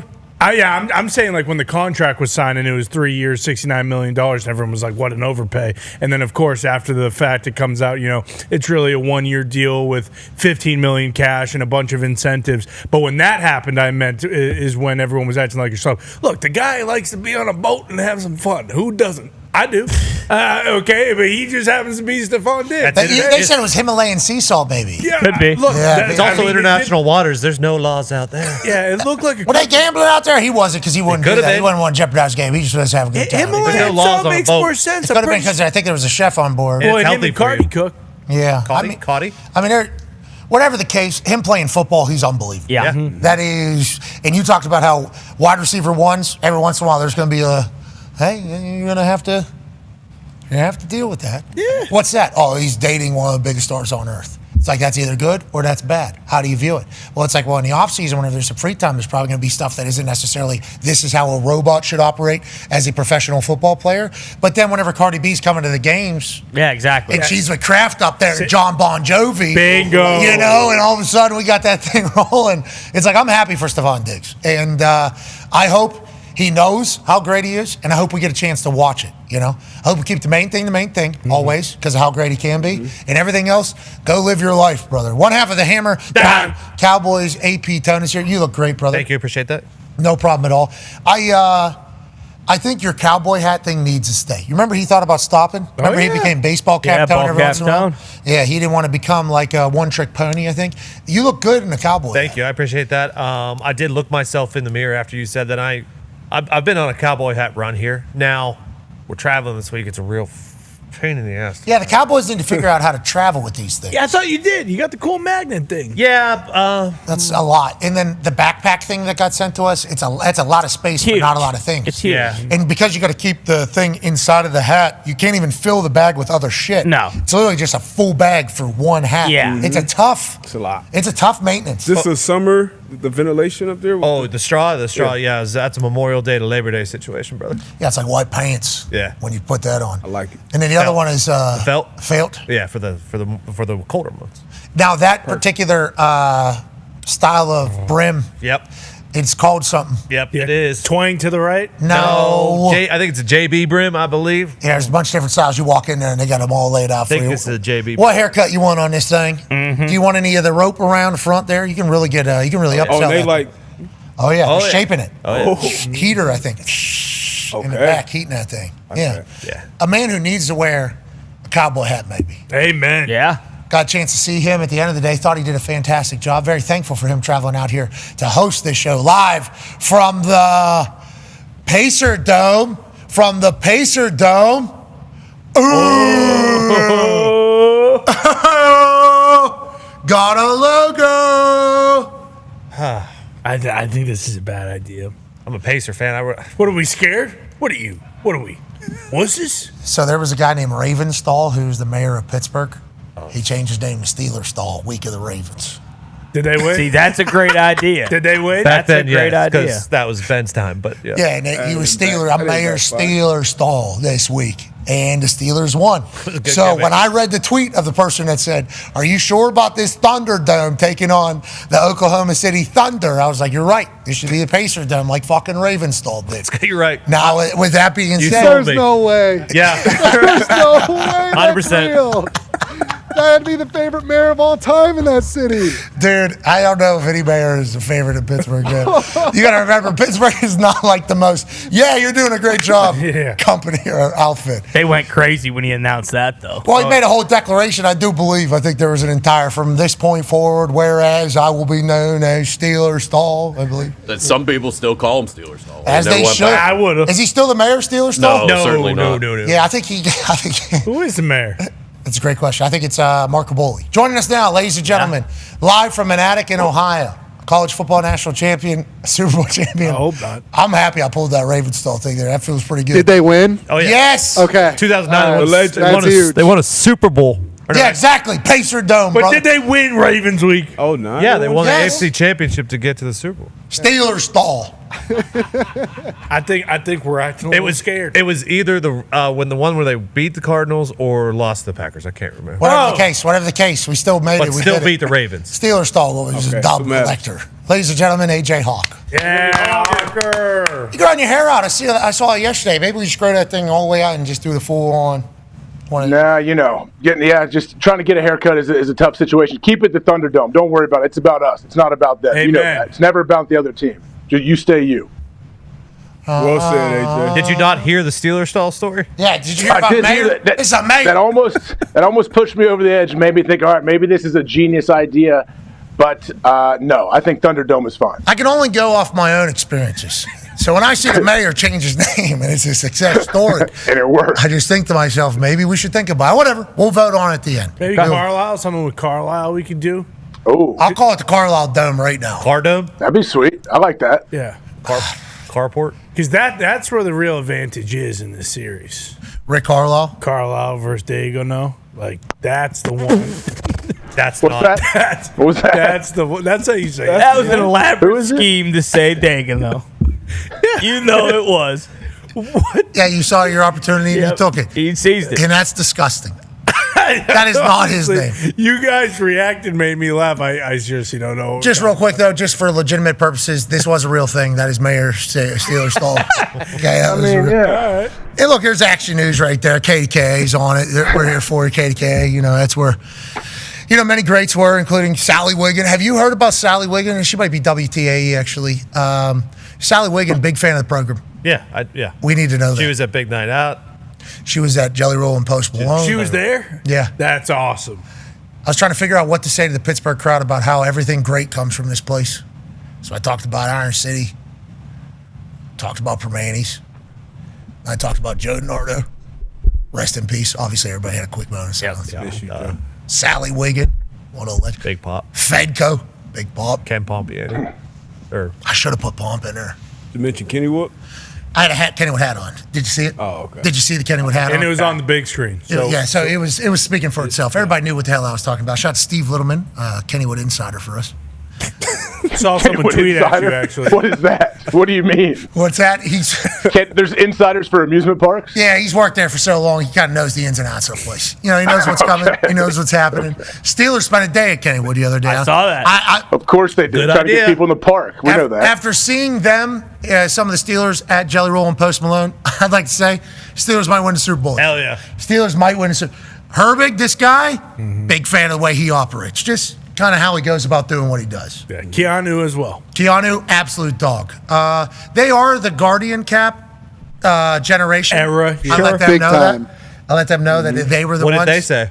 Oh, I'm glad you let him know that. I said it's your generation that became the Guardian Cap generation, and there was no response. There was a lot. I thought you heard. I heard there was a response. There was a loud response. They just pointed out that some teams use them more, and the Steelers happen to be one of those teams. No, the Steelers happen to be a team that doesn't use it a lot. No, I believe they said one team used them more than any other team.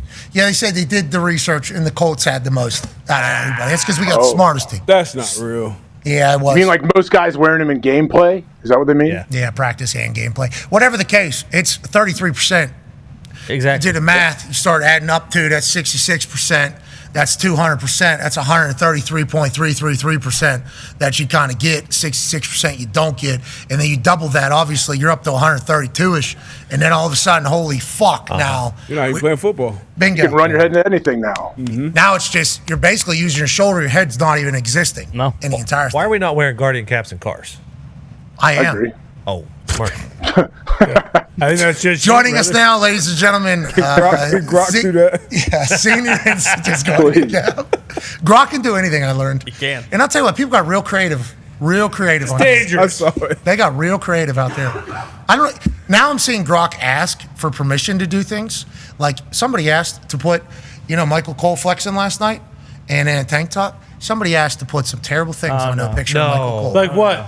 Hitler mustache. Not? Yeah, and Grok goes, I'm not going to do that. And then I think the guy says, come on. And then Grok goes, I can do another mustache. And it's like, I can't do Oh, that. so Grok has some. There are boundaries. Oh, yeah, Okay, there's I Moxie. respect that. It'll put me in Could you work around it though? Could you work around it and say, hey, give me the mustache that Michael Jordan had in his Hanes commercial back in the day? Could that get around the parameters? Well done. Michael, maybe. I don't know. Why don't you try it? Why don't you get in there and try it? Why don't you give yourself one of Let me those? kick the tires on Grok a little bit. See what he can do. Give yourself one of those. Shout out to Michael Cole, by the way. Jacked. Jack, He is look jacked. good. It's good, man. Absolutely jacked. I saw the internet did its thing with him. My favorite one that somebody sent me, I don't know who made this. I apologize for not giving credit. Grandma, show me those big muscles. And obviously, yeah. That was incredible. That was absolutely incredible stuff. Shout out to Michael Cole doing that, especially in Oklahoma. Yeah. And I heard there were some people that are maybe pretty against this happening. Who? Yeah, just some people potentially against it happening. Thunder. I'm very thankful for Triple H going, oh, no. You are definitely wearing a tank top out there. And Michael Cole's been running 4 or 5 miles a day for seemingly the last couple of years, working out. Now, he does have a little bit of a gut. He's an older gentleman who drinks a lot of beer. Yeah. Okay, so that's going to stick around. But you could tell that he's really working on it. He's jacked up. Yes. And the Oklahoma City people reacted in such a beautiful fashion. They were pumped for him, and then they were booing him. It was a magical moment. He does look jacked, though. He does. He should have stood up to go through his damn self.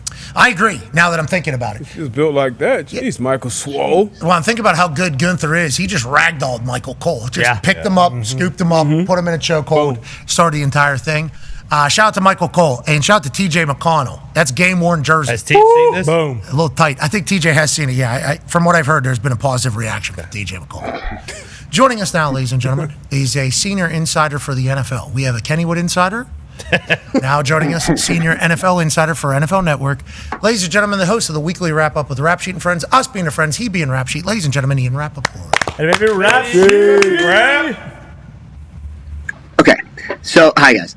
I have some questions. Actually, 2 questions. One, and I don't mean this in any sort of shot at Michael Cole. No, I really don't. I'm just curiosity. He shaved his armpits for that pose, or is that a normal course of action? Oh, I don't know. I didn't even notice. Let's zoom in there. Look at the armpits. He's like, you know what? I'm going to pose down.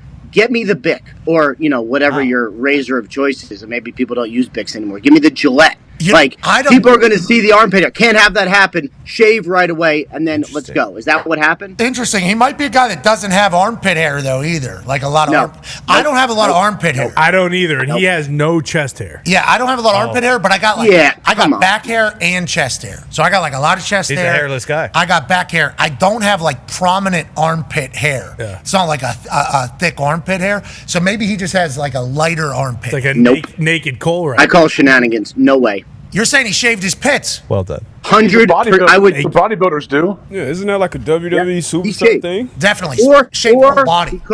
He could have waxed or laser. Also options.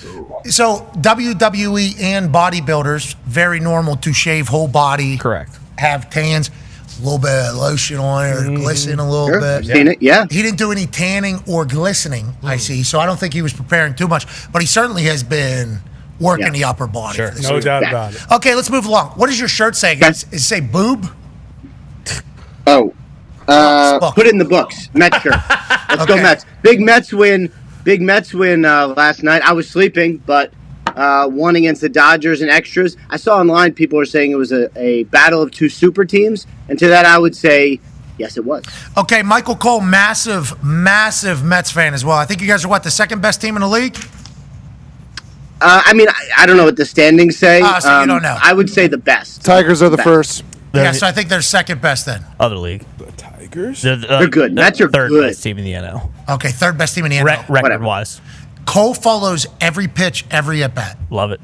Unbelievable. This guy stinks. Every 2 seconds, just outbursts from him following. During the broadcast, he's got the mini? Yeah. During the broadcast, if it's a big game, he is certainly checking down and being dramatic about it too. Head into. That's awesome. Yeah, just in the middle of You got to understand the psyche. We've been through, me and Cole and the rest of us tortured Met fans, we've been through a lot, and now it's getting good. And so, this is the time to get emotional and really feel it. Now, in September, we'll probably be feeling it some more. Those playoff games are a lot, very stressful. But I look forward to it. Well, I appreciate the fact that you just say you're a Mets fan because you get free seats for you and the family from the Mets, so you have to kind of do the gimmick. I appreciate that. If they want to give me seats, I will for sure take them. How about an opening pitch? You do an opening I did that already. How'd it go? Crushed it. It was during COVID. It was actually ridiculous. It was during COVID. Fauci. And I had to wear a mask. And my wife. Down the middle. I did. It's on the internet. My wife had to be my catcher because at the time the rules were there could be no cross-contamination. So she's got some game, but she was so nervous that I would bounce one at her shins, and then she would be, look at that. Yep. Well, go back. I was so nervous. Yeah, oh my Oh god. my god. No, you couldn't get right on the rubber. So you can get in front, you can get in grass, and I'm like, Who said? Yeah, I'm getting on the grass. Aw, yeah. Look at the raps. Big hug, success story. That's a pretty good throw, Rap. I was so nervous. Guy's got a little good arm, doesn't he? He does have a pretty good arm. He's got a pretty good little arm. What a wild time. He's got a pretty good little arm. Brought my catcher's mitt because, Ridiculous. If you had to do it again, would you have worn the mask? Or would you have gone up to the rubber? What are they going to do? 2 gumps. They're not going to tackle you. No. They might. What if they would come up and got mad at you and you would have been like, took the mask off? I do not. Oh, yeah. I do not need that. No, the problem with going up to the rubber is it naturally makes the ball sink, just a little. So instead of here, it's Jesus at Christ. the shins. And the last thing I need to do is have a pitch that is not catchable for my wife. That would have been very, very bad for me. I think they need to get you back out there in front of the whole crew. Without a doubt. Yeah, and you need to get up on that rubber. You need to show those pearly whites, and you need to throw gas. You need to try to make that register. Heart was like, I don't get nervous about anything, and I was like, out of breath. I'm like, this is how people feel. You just drink your way through life. You're not going to get nervous. I had a couple beers beforehand. Yeah, of course. All right, let's talk a little bit about the NFL, shall we? The Carolina Panthers released some draft footage that was spectacular. And I think there's a lot of pieces for us to chat about. But if you haven't seen, this has come from the Carolina Panthers from draft night, more specifically pick number 8. Some trade discussions going on at the time, but I was kind of hoping that the trade would fall through because I really wanted to take T-Mac. O-line or tight end at 7, so our guys going to be able to... Let's just hold off and see if the Rams call. Yeah. I'm wired, and you guys can see it on the blueprint video. Like, I want to trade up, I want to trade back. I just want action. When Mason got picked, I knew we were going to have an opportunity to trade our pick. We had action. It's kind of big for us. No pressure, though. It's fine. I'm fine. So the Rams wanted to come up, and when you're coming up from that far, or you're moving that far back, the compensation becomes a lot trickier. We're on the clock. Yeah. Do you know what you want to do? Mm-hmm. I do. No calls yet. Oh, hang on. What's up, man? Just sitting here. What do you got? Before we went on the clock, before the draft even started on Thursday, like we had to figure it out, like, okay, it's going to take this for us to move back to 26. So it's, hang on, 8? We're on the clock, and the Rams are asking, hey, do you guys want to do this trade? All right, let me collect it. All right, what did they say on their side? We had a little bit of trade stuff going on that we were kind of working through. You know, they would have had to give us the moon for us to trade out of that spot. It's still not the same deal we talked about. Mm-hmm. So for me, it was no different than free agency or even doing an extension. Like, I'm just following a script and a plan. How does that compare with this one? Yeah. Would you do this right now? Yeah. No. You would? Oh. The one we offered? Yeah. Would you do this? Yeah. Okay. Either they do it or we're just going to call it. Okay. We will do the thing that Dan had proposed. Okay, cool. All right, they're talking to Oak. Like, I could feel my heart pounding. Eric leaned over to me and he was like, this is like a multi-million-dollar decision for us. I'm like, okay, great, thank you. There's 2 minutes left. You know, I remember looking up at the clock when he didn't get picked at 7 and he was there, like, it was like, boom. We already knew what we were going to do. There's just a question of, was it going to happen? Hey. Okay, cool. All right, bye. They're out. All right, see you, Matt. We like T-Mac. What I saw out of that video is a lot of things. Brant Tillis, I believe is his name, the executive VP of football ops, has a lot to say and is very chatty. Yeah. Okay. Yeah. Morgan, general manager there, is actually consulting with him throughout the entirety of it. I think what they were waiting on was a full haul. Like, hey, if they're going to offer us something that we can't refuse, we'll do this. But instead, let's get T-Mac. You saw Canales, the head coach, offensive guru, on the far side of the table, like, yes, let's go get T-Mac. What I noticed, though, was there's one point they looked at Tepper to get an answer. Tepper didn't say shit. All anybody has said about Tepper is that he's hands-on, too handsy, he's too involved. He's not letting the football people do their thing. We just watched in the biggest moment for their franchise. First-round pick, top 10 pick. He just sat there and let everybody do their jobs. I think if you're a Panthers fan, you love everything you saw there. Do you agree, Rap? And what were they looking to trade for there? Okay, first of all, I do agree. I noticed that too. Like, Tepper was right there. You could tell, obviously, like, in tune with it, but let them do their thing. Dan Morgan and Brant Tillis have a really good relationship, and you could really see them kind of feeding off each other, like Tillis with the numbers, knowing kind of the value, on the phone with the trades. Morgan being like, all right, if we're going to do this deal, and, I really felt like they wanted to pick. There was all this stuff beforehand about, like, Panthers are open to trading. Obviously, they were, but, like, T-Mac was a guy who you could tell, like, they wanted to pick. They would have had to be blown away. They didn't get their deal very quickly. T-Mac. I thought that was a cool moment. The Rams were the other team. They were on the phone with them. And there had been, some rumors about the Rams potentially coming up. Obviously, those were real. I believe T-Mac would have been either the choice or very much in consideration, which is so interesting because I think the pre-draft process, at least like the rumor mill, wasn't really kind to Davante, Puka, and T-Mac? Jeez. Right? I mean, but that's how, think about how highly the Rams had to consider him to be willing to trade all the way up. Like, that means they think he is a true number one elite guy. And for the Panthers to turn down what they no doubt had to turn down from the Rams, you know that they think that too. And I think to me, that kind of puts it in a little bit of a different light as far as like how highly thought of a prospect he was. I love that clip. Yeah, I do too. I appreciate all the teams giving us access. You know, this is like why Hard Knocks kind of lost its luster, because all the team social and digital content teams are giving us access to shit that we've never seen before. Watching the four power players of the Carolina Panthers make the decision in real time on what they're doing, obviously watching it back, but you get it. That was beautiful. And if you're Tepper, hey, that was awesome to watch. Right track. Like, that's a lot of trust. That's like a lot of trust.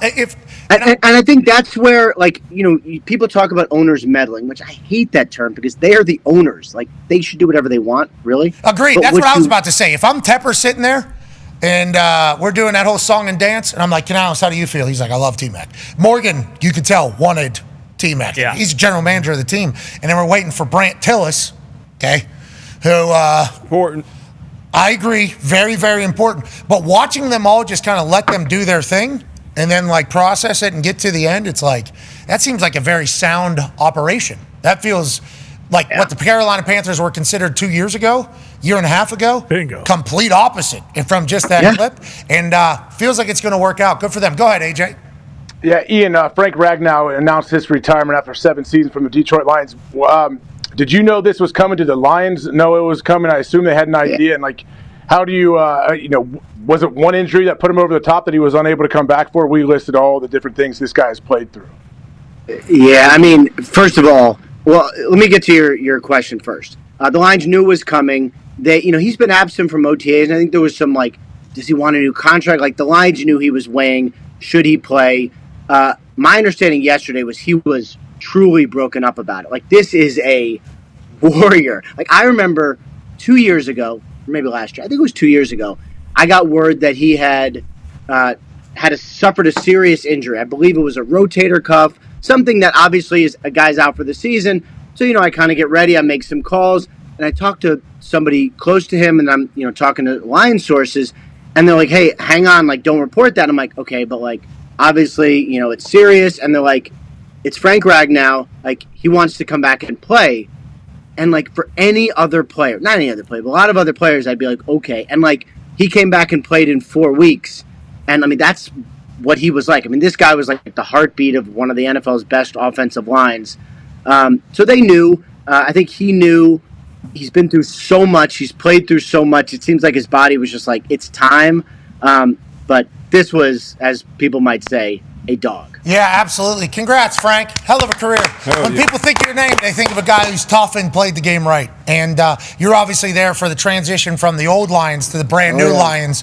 So it just kind of epitomizes everything the city's about, I think, Foxy. Yeah, 100%. The epitome of a Detroit football player. Tough, gritty, always showed up, played for his teammates. The fans loved him. Everything you wanted in a football player, Frank Ragnow was that. We appreciate him so much. Definitely going to miss him this year. That's going to be tough. Yeah, and also old Lions would have asked him for $10 million back. Yes. True. Brand new Lions say, hey, we'll celebrate you probably. If I had to guess.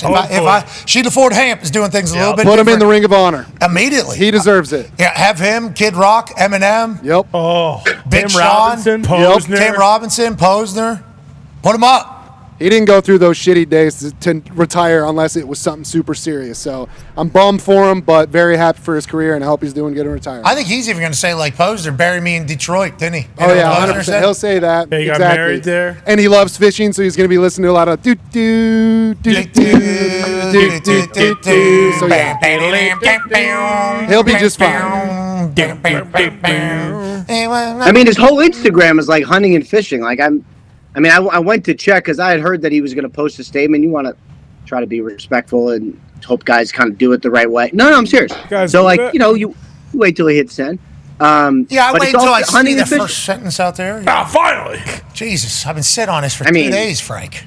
Golly. Or 2 weeks or 4 weeks or whatever. It doesn't matter. What? Anyway. Oh, you're so kind, Rap. Isn't he so kind? Doubt it. Hey, now, I thought so, too. To your point, though, of what you just said about how good of a human you are, Rap definitely knew about my retirement.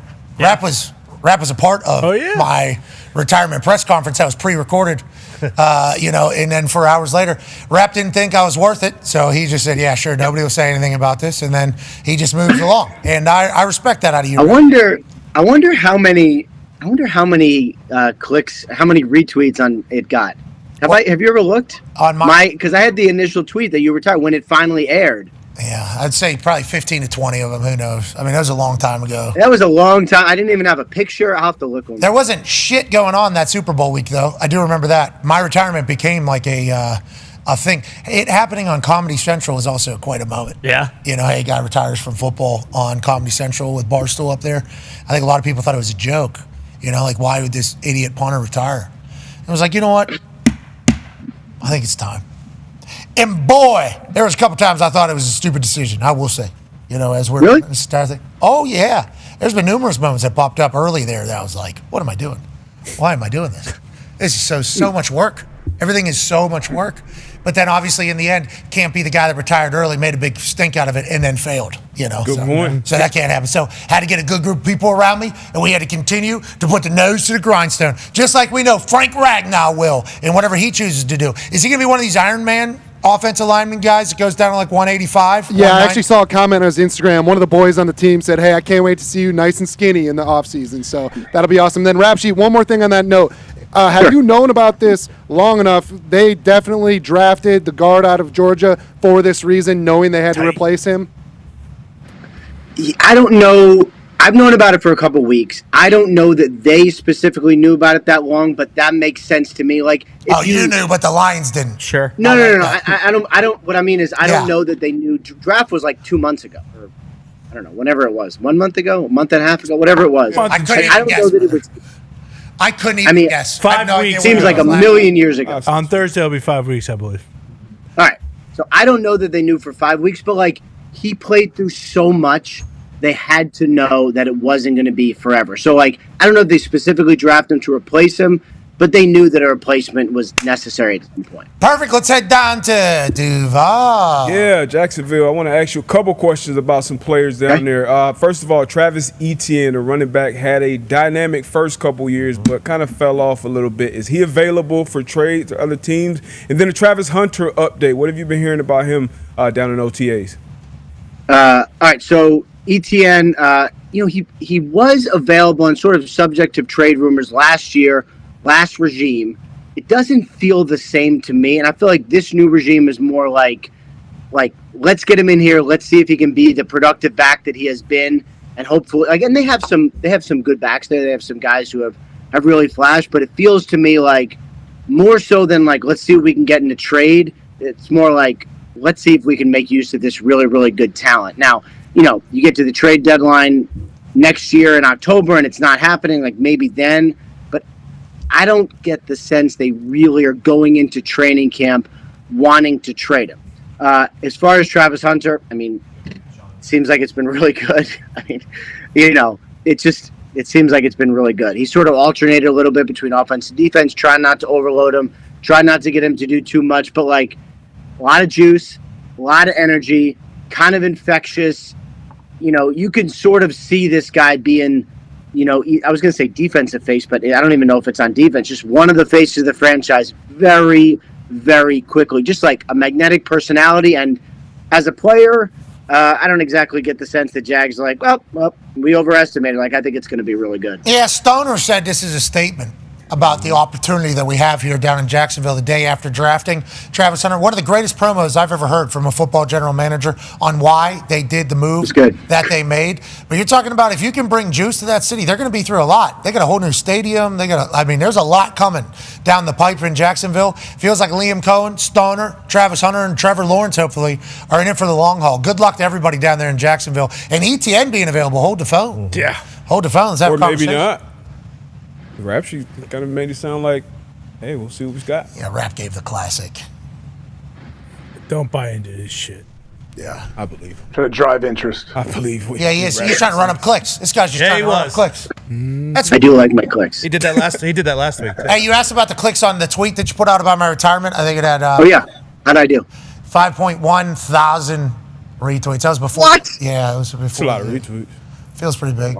Only two bookmarks. I don't know if that bookmark was around back then. It was not. Who bookmarked it just to keep it? Was that you? No, I did not. To be clear, I didn't know that you put this tweet out until you reminded me of it right here. I thought.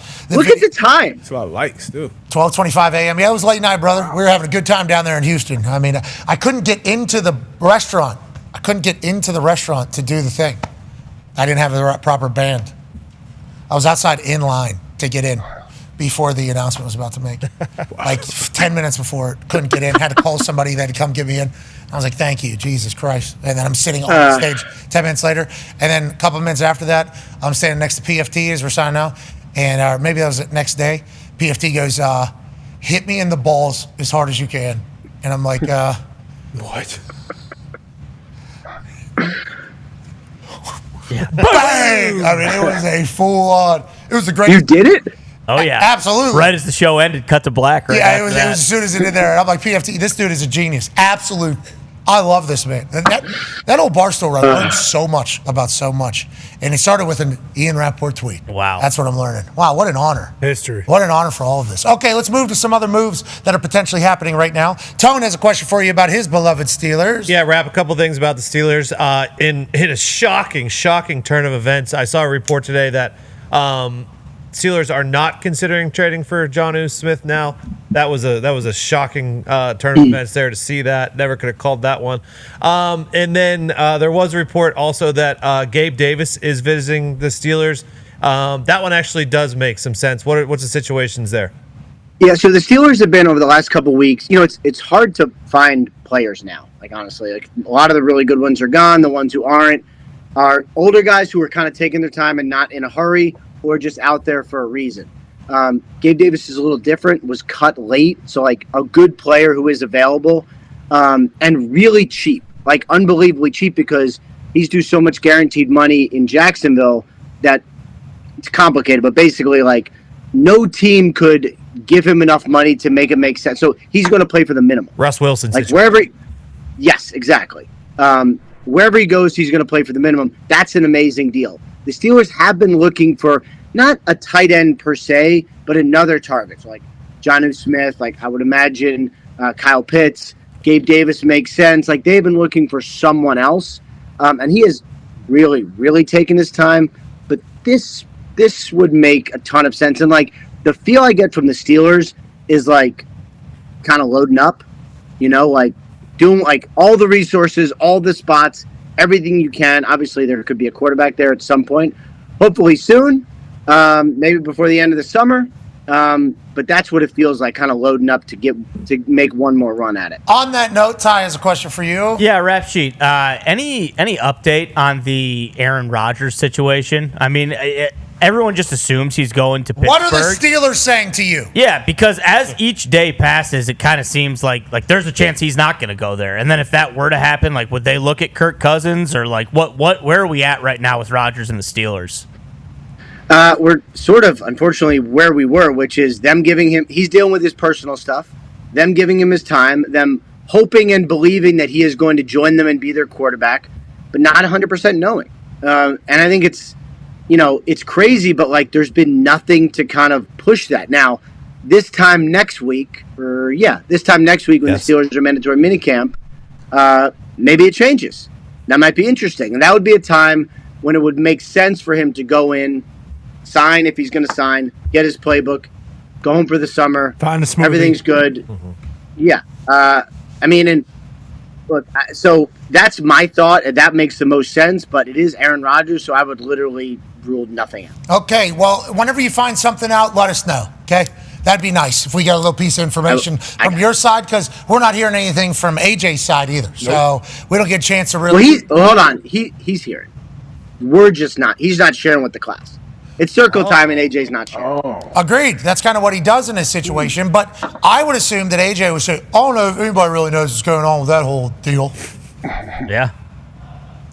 Ian, when you said he could sign by next week because of that mandatory minicamp, is that just your personal opinion, or are you hearing something from Steelers brass that maybe... Follow-up question.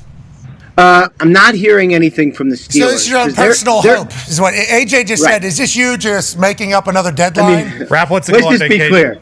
This is my I've been playing a lot of golf anyway, but this is my personal hope. So just so we're clear, like I would love. I'll tell you the best case scenario for me. Yeah. First of all, I break it. That would be really good. Second of all, I am in my studio ready to go on TV and talk about it because that would be really good. Yeah. If I'm like somewhere not available or like phone service is bad, like that. Yeah, I mean that's I'll be paying very close attention whatever happens because you got to make sure you're ready for TV because that's a pretty big thing. Yeah, now that you said that too, this thing, he's gonna follow along with your life. Just pre-tape it. Oh, he's at the Harry Potter Awards Museum or something like that. That's a great. Where were you at the Pez dispenser factory or something? Pez Museum was great. They did a great job. I actually got to reload because we left with buckets of Pez, but we've since eaten all the Pez, so we need more Pez. Really? Who's doing that? 'Cause don't you send your kids out of the house for 6 months or whatever? So that's you and yeah, but they eat beforehand. They crush candy. All they do is eat candy. It's terrible. Okay. Jesus. Send them to the woods, eat candy. Same. It's kids are gonna be no jacked goddamn rules in that house. Yeah, Rapoport, come on. No, there are rules. No, I'll give you. They saw you not go up the bump, and they said, "I'm not listening to this guy." No chance. That's what they said. This guy's throwing from the grass in front of the mound. Okay. That's what they said. I saw it. Max and Jude said, "How can I take you serious, Dad? You threw for the grass with a mask on." That's what they said. They were so. No, I don't think they cared actually. I mean, it's just like they were just like, "All right, good job." And that was it. What at the end of it? We love you, Rap. There's some more contract conversations happening. Yeah, Rapshi, what's going on with all the rookies? I believe basically everyone is signed, with a few guys still not signed yet, but the big one being Shamar Stewart, seeming to have no end in sight with the Bengals. Is that still the case? And is Trey Hendrickson looking at this like, I mean, you're not gonna pay me. Why don't we just cut this guy and give me all the money? First of all, there are I think all the top 10. Most of the top 10 guys have signed except for Patriots and Jags. Shit. Travis Hunter is going to be. That'll be interesting. That might take a bit. We'll see. It's just there's some. It's complicated. Yeah, I mean. Like I would be surprised if there's a holdout. There's almost never holdouts, but that just might take a minute. As far as the Shamar Stewart, yeah, I mean it's my understanding it's a language issue, and the fact that he's not practicing is kind of the thing that gets me. And it sounds like there's a language issue as far as what he might sign in the waiver, because like not the contract, but just the waiver to make sure he's covered if something happens while he's practicing without a contract. It's weird, I have to say. Almost never have you seen this. It's just, it's annoying because like it should be all buttoned up, but instead here we are talking about it in June. He's still not practicing, and I don't know if that's beneficial for anybody involved. Yeah, but there's some business angle that is smarter than everybody else in the history of the NFL. Sure. Somebody's got to figure it out. No doubt. Mm-hmm. Somebody's got the game figured out. And with Cincinnati Bengals, in the business conversation, whenever you try to take angles, they don't love that. No, not at all. They don't love. What's going on with Trey? Is that even still a thing over there? What's going on? Or what about TJ White? Is that even a conversation going on? Yeah, that is a conversation going on. I know that the Mark Caboli reported some things of the Pat McAfee Show and WWE contributor Mark Caboli. He said that Steelers made an offer to TJ Watt. They're in the middle of negotiations, basically. That's true. Yeah. What else do you know, Rap? I think that they would like to get it done. It doesn't sound like they're particularly close or imminent. And like the Steelers, because of the way they do things, a lot of teams have deadlines at like the start of training camp is sort of like impetus for a deal. Because the Steelers cut off negotiations right when the season starts, like deals do not happen during the season for the Steelers. Sometimes it can mean like right up against the start of the season is when deals get done. We've seen a couple like Saturday before the season deals for the Steelers. I don't know that this is going there, but I just know it doesn't feel like there is anything like imminent or urgent.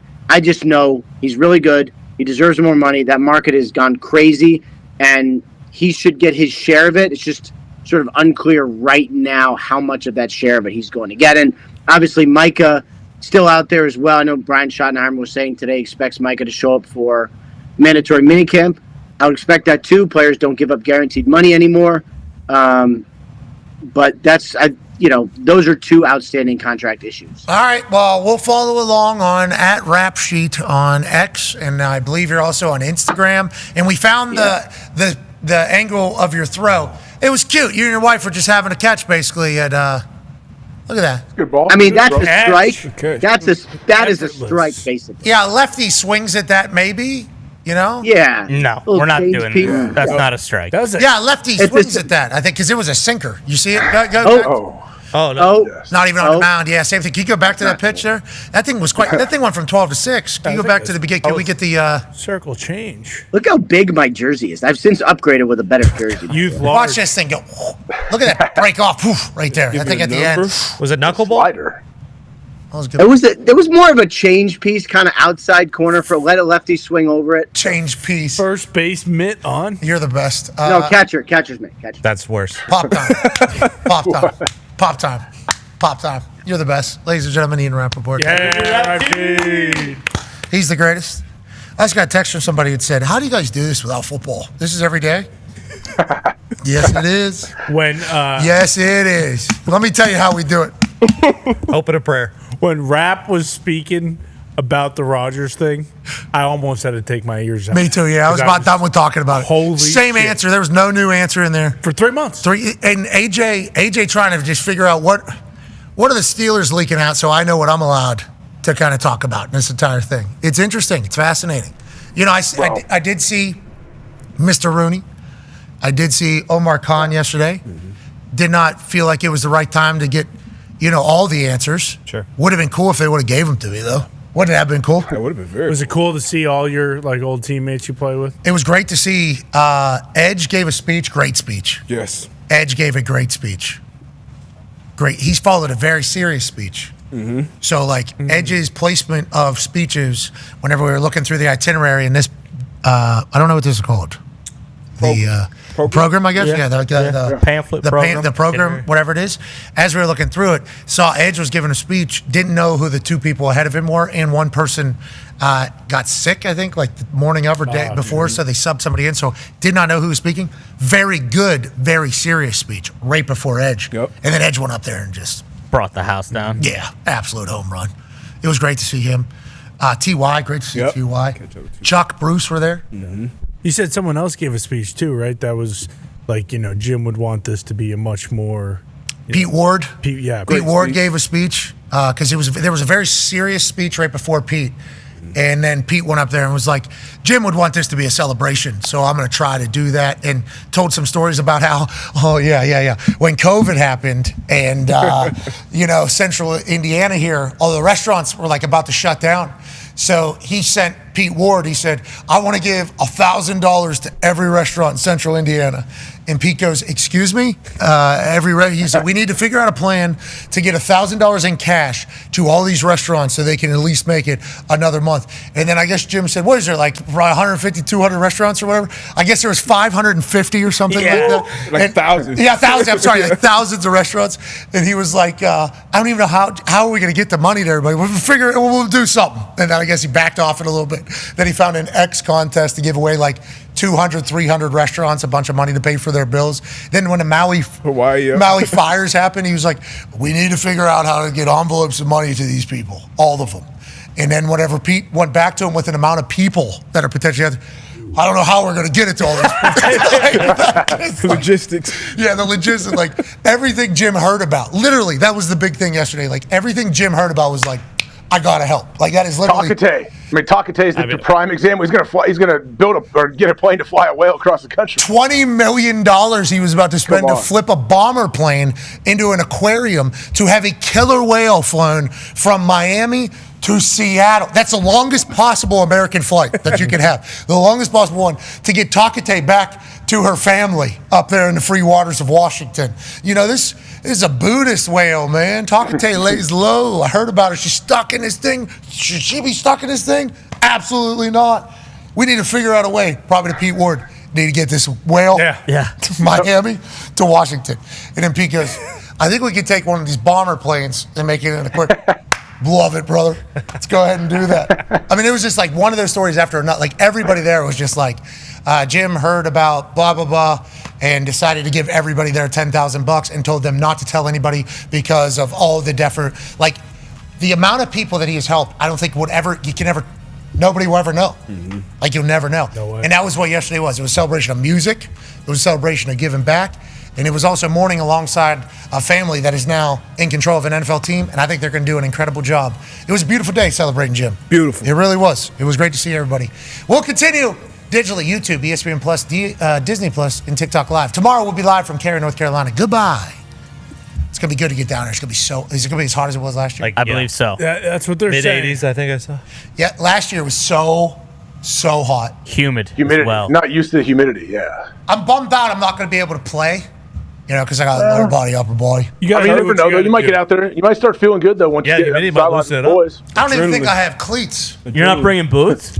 I don't think I have cleats. You got extra boots. What about from last year? You got boots from last year, Borrow some gums. You can borrow gums. So I think in bus there is a pair of cleats. Okay.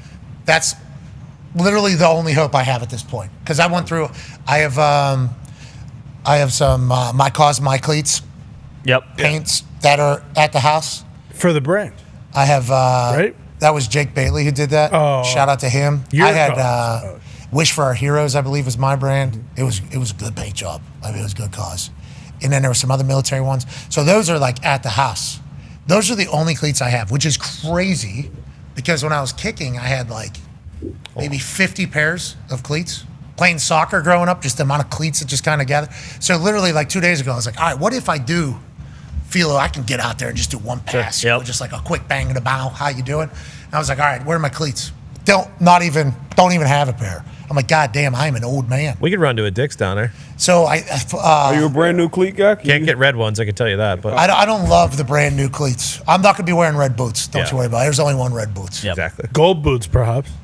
Yeah, but the brand new ones, my feet are so like built up, like it wouldn't ruin it, but it would be so uncomfortable. What about like Zat Knight? Do you think he has an extra pair? I'm sure some of the boys. Somebody asked me, you wear a pair 11?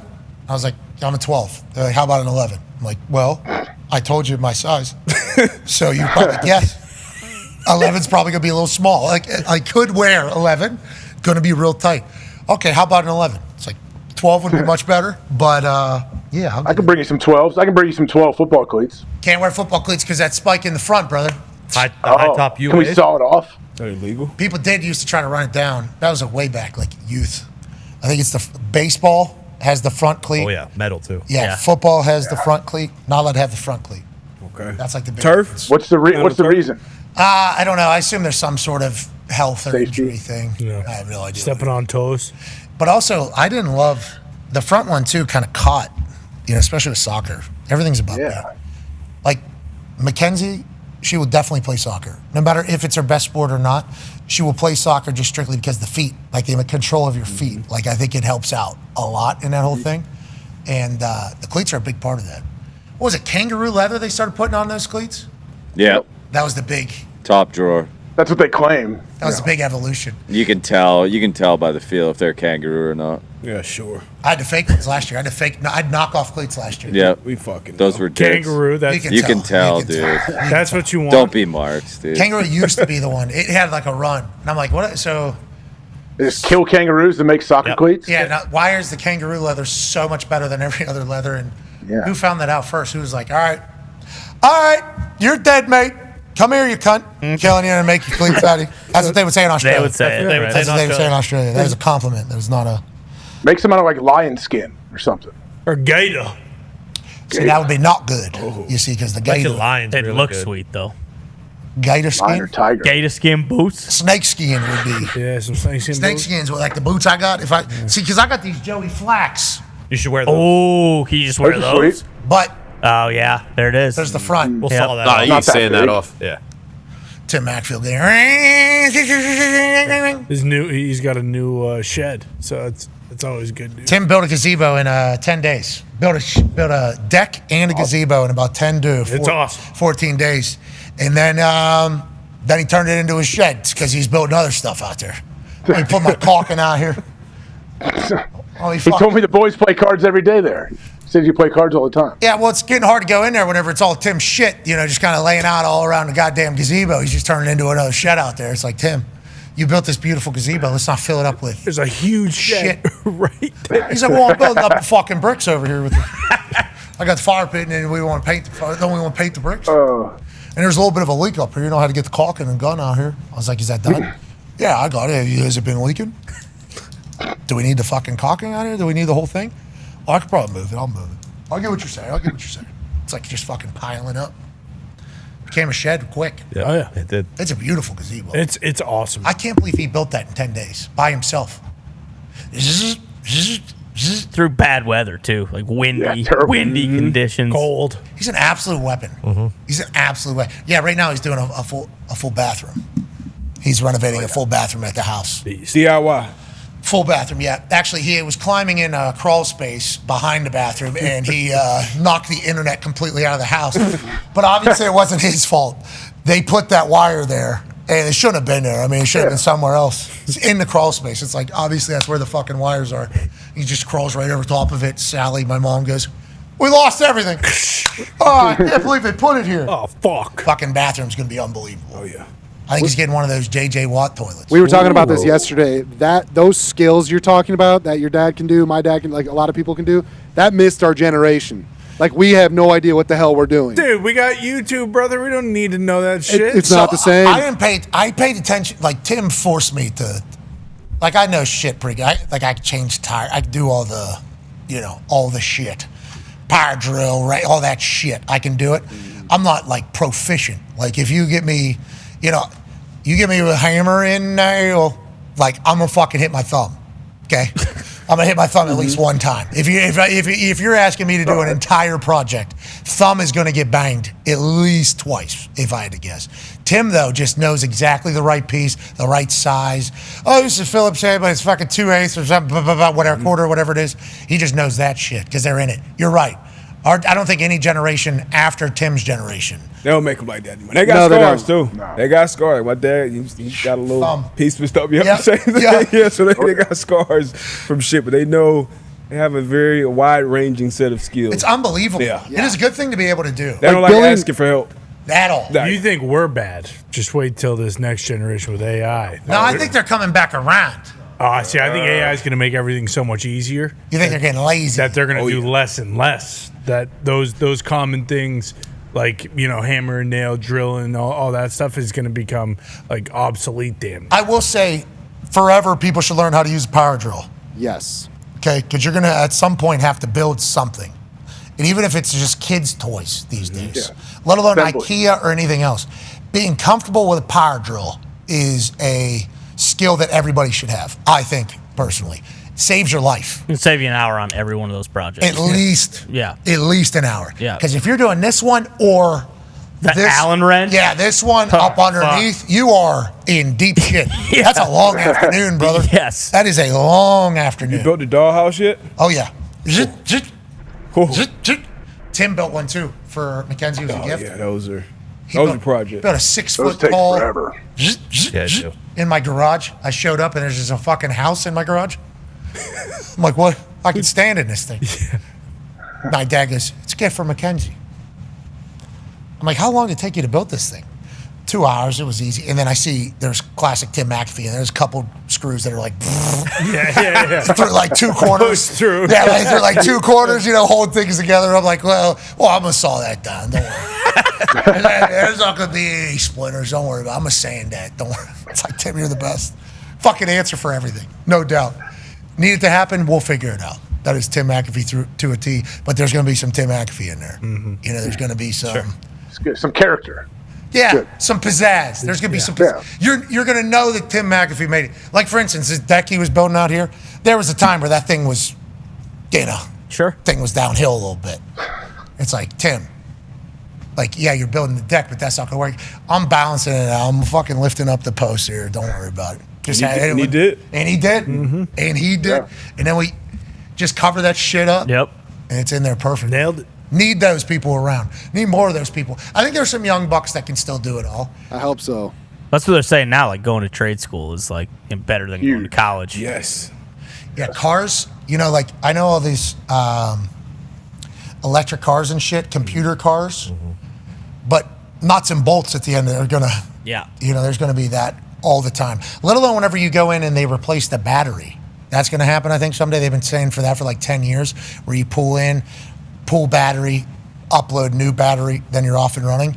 Like, there's going to be a lot of lifts, the amount of lift, all this shit. Always going to have to be able to figure it out. Hopefully we're able to. Need a power drill, though. Yep. Need a power drill. D-But, you got a power drill? Oh, yeah. Connor doesn't have a power drill. Oh, I have a power drill. I mean, I took woodworking in high school. That's half the battle. What was that called? Home ec, Shop bro. class? Wood shop. Shop. Yeah. Called a shop. Home ec was like Cooking. cooking and Baking. shit. Cooking. We sewed a bag in Man, I don't think I Soda bag. You sewed a bag. we made in home or in shop we made a birdhouse, and then in home ec we sewed like a tote bag. You know, It was like a tote bag. It was kind of sweet. I had mine was camouflage, had a big DX patch on it. I took my gym clothes in it. That's it. Really? Oh, yeah, it was I don't sick. think I ever finished mine, to be honest. Hindsight. Because, people did used to use them, right? yeah. These bags were like a good thing. Yeah, I couldn't do it. I couldn't figure out the fucking... The wheel. Yeah. Yeah. So, We had to make one of those chairs outside, the Adirondack chairs or whatever. The they're leaners? called. Yeah, Okay. like the ones out there. You made that in shop class? Yep. All the Oh, yeah. saws and Oh, yeah. everything? All of it, yeah. Did you sand it down? Did you spray it? Sand it, spray it. Finished it. Put that, nice lacquer on it. Yep. Yeah, uh-huh. Oh. goddamn lacquer. I'll tell you what, don't get into a lacquer conversation with Tim McAfee. That was actually his profession for 2 years. Well, then why didn't he do it outside? Because it reeks wood when it fucking rains. Yeah, and also, who's spraying the damn weeds out there in the mulch? What happened? We got bamboozled. Yeah. Hey, we want some mulch. Perfect. We can put that down. No problem. 2 days later, weeds just grown up through all of it. No Everywhere. weed stopper in there. Can we you put put some preen. You got to sprinkle some preen underneath that. I thought that just came with the, Yeah, you would think if someone's doing it. Yeah. Common sense would tell you. Well, not that company. That was a different company. We'll never work with that company again. We got our OG company here that we need to work with. They're mowing a lot. They're mowing this Almost place too much. fucking 6 days a week. Yeah, It's crazy. Yeah, I'm pretty worried about all of it. Sure. I get show it. up here I and get they're it. here every day. Guy was here today losing yeah. his mind when I pulled in. Yeah, what I'm saying. I don't. Their new base He was on like operations. he was on like the There's a lot of outside grass. of the that fence. parking lot out there. There's a lot of He was grass here. fucking pissed. Yeah, we got a lot of grass, a lot of weeds. I think maybe they're just saying Could be the if we weeds. just I cut mean, the it weeds. probably takes 2 days to weed whack this place. Yeah, but could you just kill the weeds? Can't you send something out there? You still got to weed whack spray around the 'em, fence, yeah. the grass. Yeah. Yeah, but they're not it. You see them. Yeah, they're not. they're in not. that- They're They're not. not doing. They're on the. They're kind of mowing the same strips every day. It looks good. It does. It does. Feels like that might be an expenditure that's a little bit up. The expense just a little bit too high. Yeah. Might be. But maybe it's not. That's why we're just kind of happy for what's going on. It feels like a little bit of a hustle. How's your teeth? My teeth Yeah. feel good. How's your teeth? I need to go to the dentist bad. Good news. Ladies and gentlemen, joining us now is a man who is a dentist here in Indianapolis, Indiana. He's actually Nick Moraldo's dentist out here in Indianapolis, Indiana. Wow. He's from Western Pennsylvania, which is also the home of the U.S. Open. The U.S. Open is at Oakmont in the East Hills of Pittsburgh. This man just so happened to caddy at Oakmont whenever he was going to school to become a dentist out here in Indianapolis, Indiana. Now, ladies and gentlemen, yesterday, he is officially qualified to compete in the U.S. Open. Dr. Matt Vogt. What's up, boys? What's going on, This is Doc? unbelievable. What's going on, Doc? Thanks for joining us, brother. Thank you for having me. This is truly surreal. I don't even know what to say. It's been the biggest blur the last 12 hours or whatever it's been. If I look like I slept 2 hours last night, it's because I did sleep about 2 hours. Hell yeah, brother. You're supposed to feel that way. You just qualified for the U.S. Open while also being a full-time dentist, okay? And I know that maybe there might be a thought, and you have not said this, I'm just saying that this happens in the world that we're in, where it's like, I would like my golf game to be talked about. I'm not really worried about being a distraction for this entire thing. Becoming a full-time dentist, the amount of work, okay, I understand that dental school that's like med school. Like, you got to learn a lot more than just dentistry shit. So for you to be able to get your golf game to a point where you're able to qualify for the U.S. Open while also becoming a dentist, that is incredible. Hey, you should be very proud. That's That's not easy, brother. That's not easy at all. Let's talk about that. You played out here at Butler in Indianapolis, Indiana. I assume you went to the dentistry school downtown Indianapolis for IU to become a dentist. You stick around out here. How often do you get to play? How often are you practicing dentistry? And whenever you found out that you were going to the U.S. Open, did you think to yourself, man, I should be a full-time golfer at this case and fuck Nick Moraldo's teeth? Yeah, Nick, I know Nick waived his HIPAA rights by telling everybody I'm his dentist. So, yeah, we take great care of Nick. We're happy to do that for you guys, too, Hell yeah. Smart. But, yeah, I mean, I'm a late bloomer. So, I mean, I played briefly at Butler. I quit to focus on school and really didn't pick the game back up again until 2018. Just kind of caught the bug. And, I'm very blessed. I have a great team and a great practice where I work, obviously. I'm blessed to work with another doctor, so I can kind of try to play and practice where I can. And, in dental school, no, there was very little golf going on in dental school because it's a grind. But, you get out in the real world, and fortunately you can find time here and there, and it's just kind of grown year after year after year for the past, 7 years or so. Late bloomer. US Open. Late bloomer's a beautiful thing, especially when you have knowledge from whenever you were a younger lad. Go ahead, Tone, who's from Plumboro, which is obviously right next to Oakmont. Yeah, Matt, I was also a caddy at Oakmont for a summer. Unlike you, I didn't last 6 years. I got fired after one summer for getting too drunk one night and not showing up in the morning, and they said, that doesn't happen here. And that's why Oakmont's Oakmont. And that's why Oakmont is Oakmont. You pay a lot to golf there. But how much does your time as a caddy there, will it help for this upcoming Open? I assume a lot of the guys who are out on tour, they're going to play a ton of practice rounds there and get to know the course. Mm-hmm. But being a caddy there, I feel like I think it was like number 2, where like if it's a new guest there or something like that, you're like, oh, if you roll the ball up here instead of going at a straight line at the hole, it's much better. How much is stuff like that going to help you for the Open? Yeah, it's gonna be huge. I think like this has already been such a circus. Just like it's been awesome the last half a day since I qualified, but just being able to go there and know that I like generally know what's going on the golf course is going to be huge. But that being said, I've never played it in US Open conditions, and the videos and things that I've seen and what I've heard is that it's brutal. So, I hope it helps knowing the layout, but yeah, man, it's US Open conditions. So I'm excited to just see like what the heck's going on out there.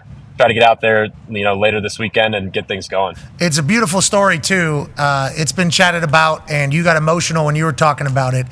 Obviously, Oakmont is the best course in Western Pennsylvania, which is where you come from, and the U.S. Open is on Father's Day weekend. You just lost your dad a couple months ago. Rest in peace, obviously, to Mr. Vogt, absolute dog.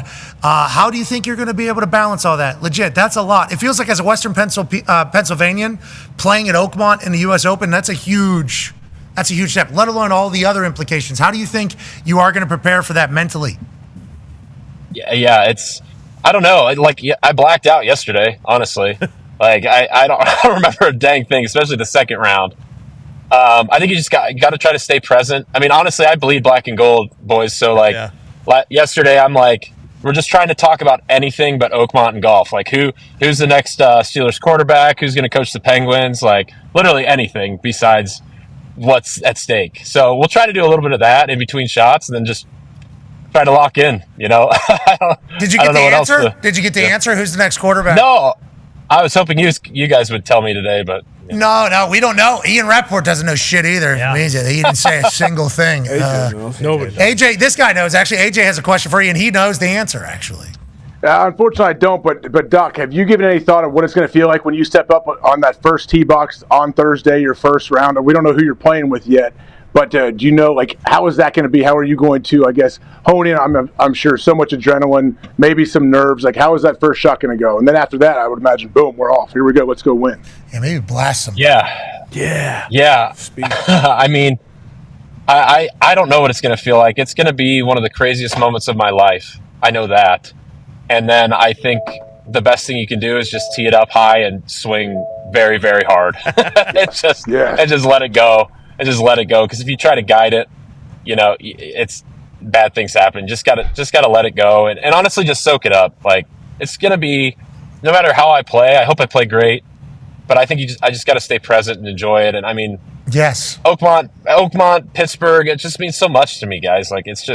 it's a dream come true. Honestly, it's just I can't even believe it. Being present is, I think, the most important part of anybody performing, let alone you, for a lifetime moment here. This is something you'll talk about with the family for the rest of your life. Now, you said tee it up high, swing hard. Darius has a question for you. Yeah, I'm a fairly new golfer. Just got to the game a couple of years ago. I'm interested. What's in the bag? What type of clubs are you hitting? What driver? I see you got the Titleist hat on. What ball are you playing? Let me get some details. Yeah, what's your game like?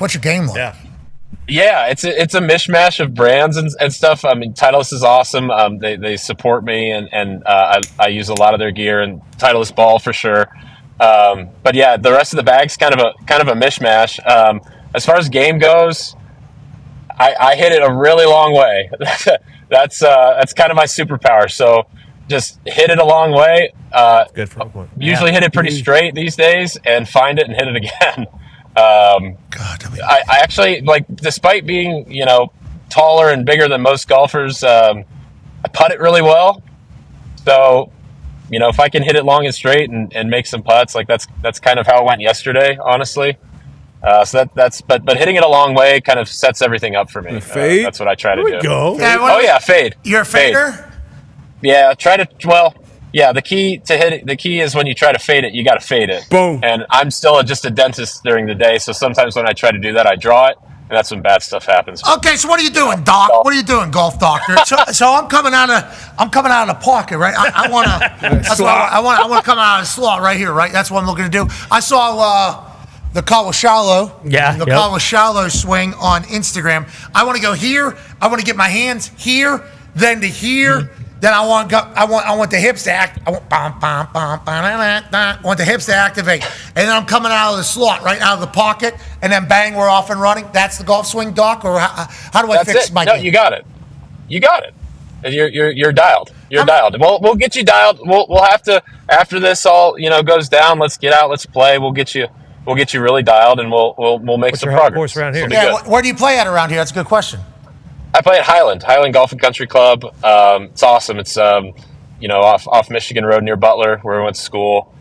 People there are awesome. The course is incredible. The support's amazing.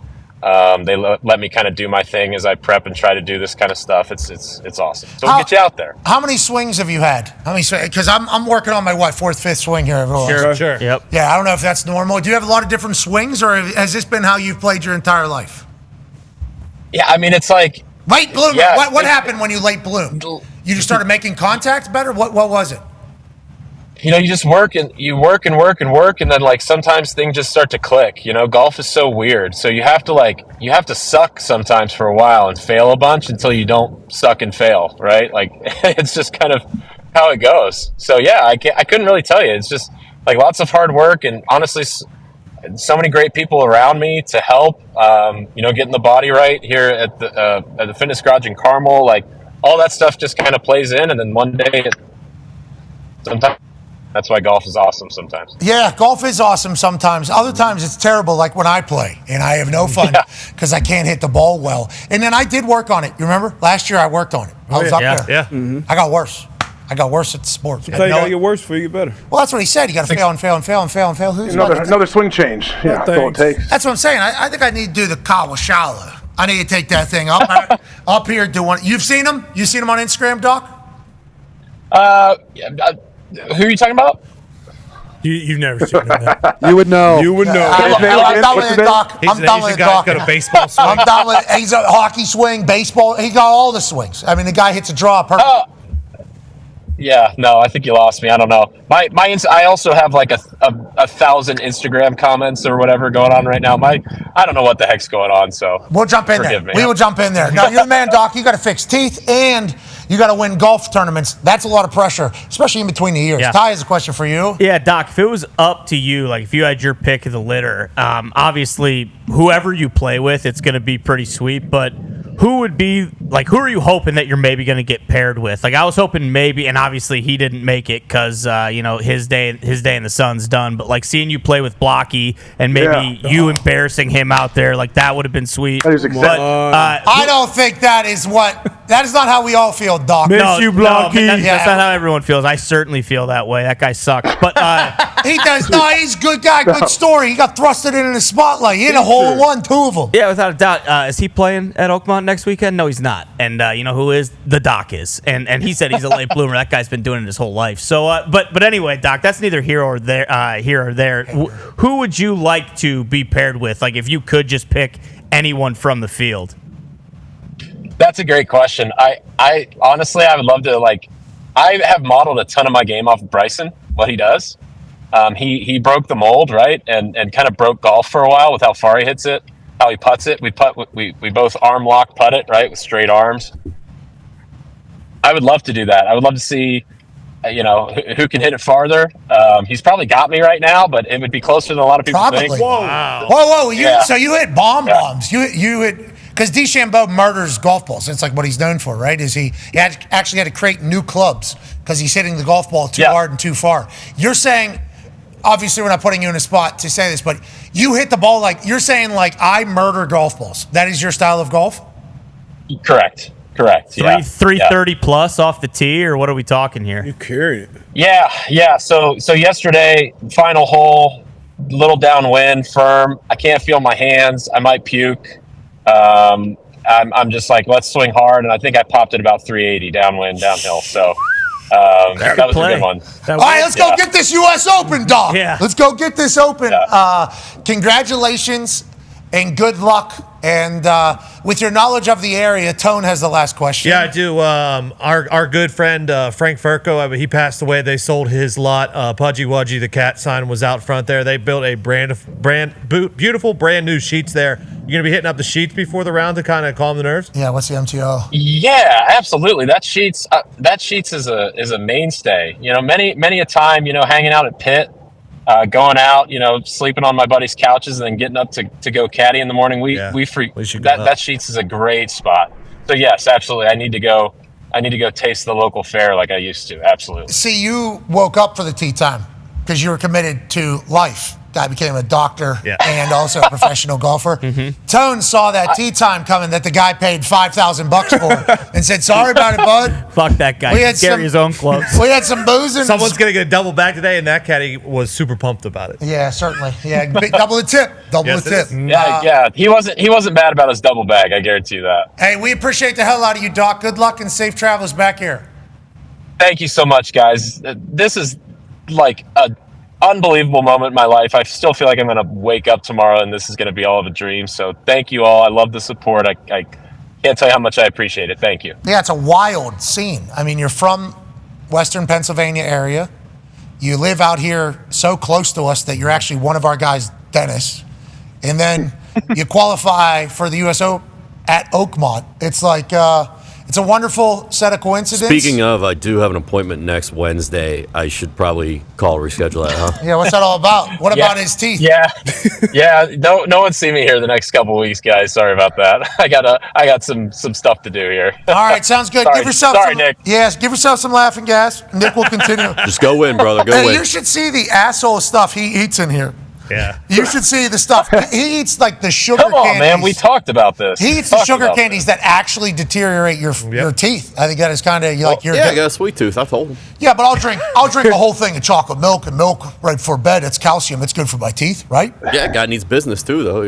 Yeah, you're right. This guy's gonna get Mountain Dew is always going to be around, and so we'll always be able to help some people, fix their issues and smile a bit better. So Nick, come on, man, you got to figure it out, brother. You're a good man, Doc, and I think you're very close to my house, which is good news. Maybe I get in there and get. You guys got laughing gas in there?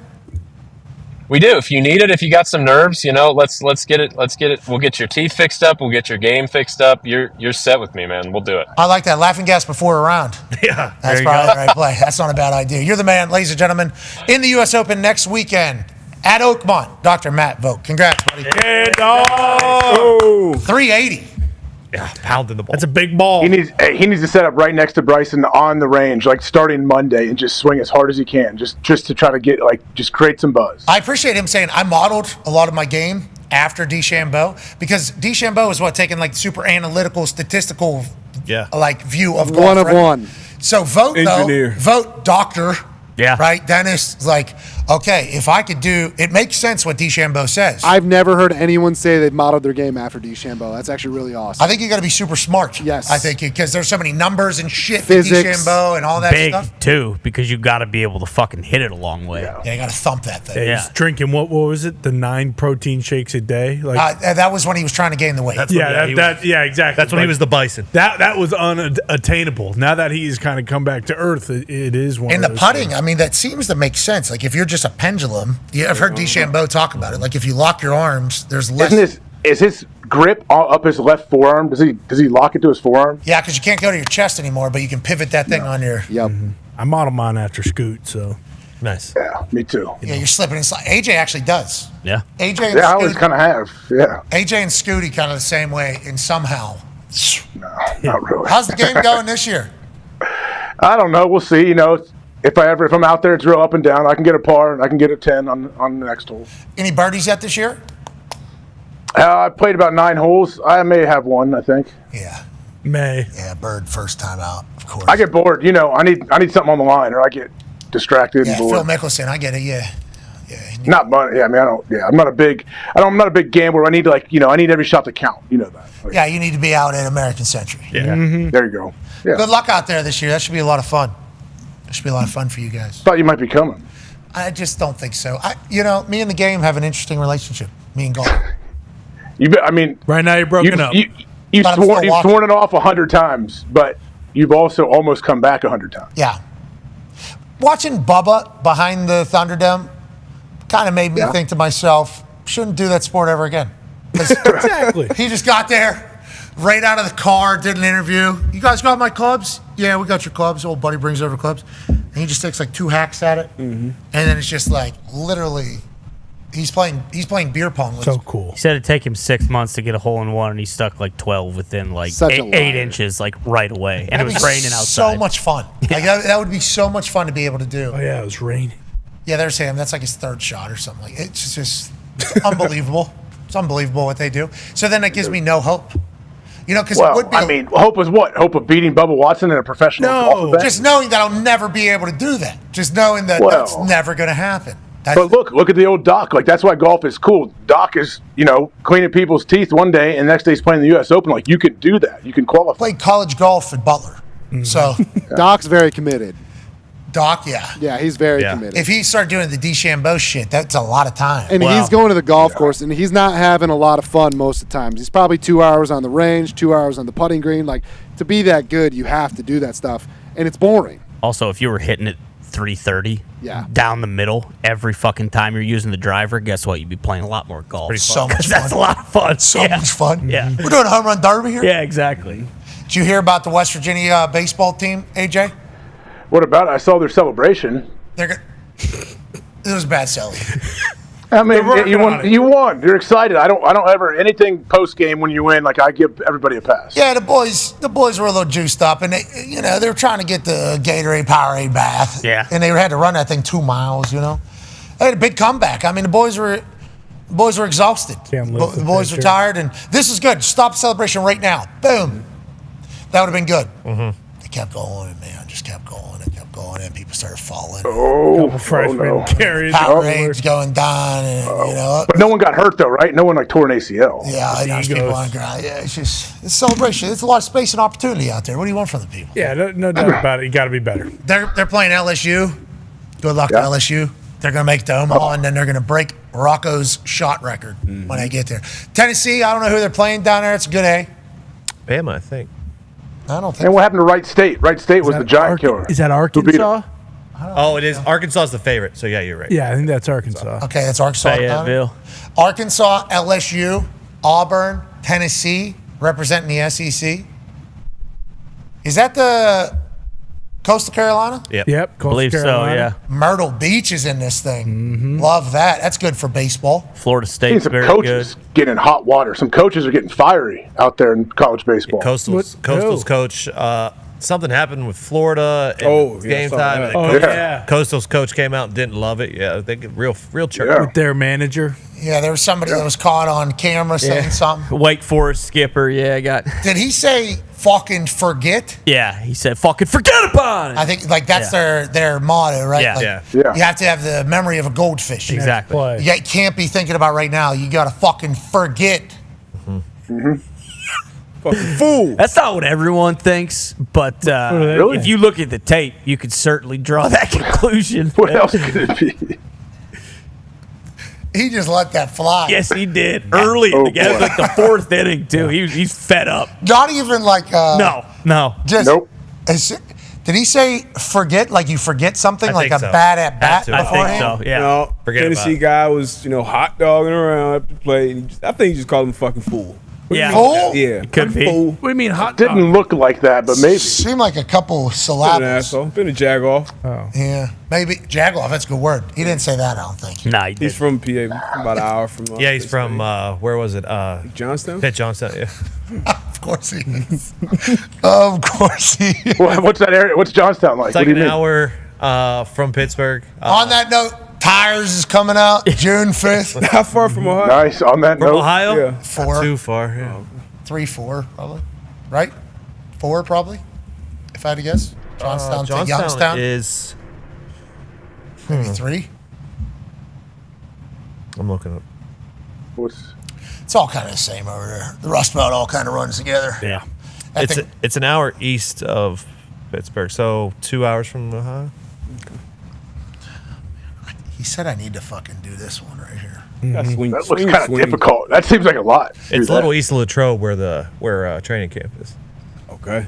Hey, I love what Latrobe, Doc, also the old home of Rolling Rock. love what Doc said. The beer? What did Yes, the beer, the green bottle. They sold it to another company. what did Scotty Scheffler say again? Do your swing, whatever's coming. Yeah, okay. Yeah, but Scotty's saying that as if I played. You're an athlete, though. You're an athlete, though. You're thinking of like these old middle-aged dudes that aren't athletes. That's what they need to do. You need to be an athlete and trust yourself. Exactly. Use your hands. AJ. Well, I think your game's rounding into form. Read the book. You got to read the book. I'll make Small that book, shoes. too. It's in the Small book. Fucking bladed it. Foxy knows that. I heard you guys got a good full swing session. Yeah. It's back. It's working? It's back. Oh yeah. Shout out to the full swing simulator people.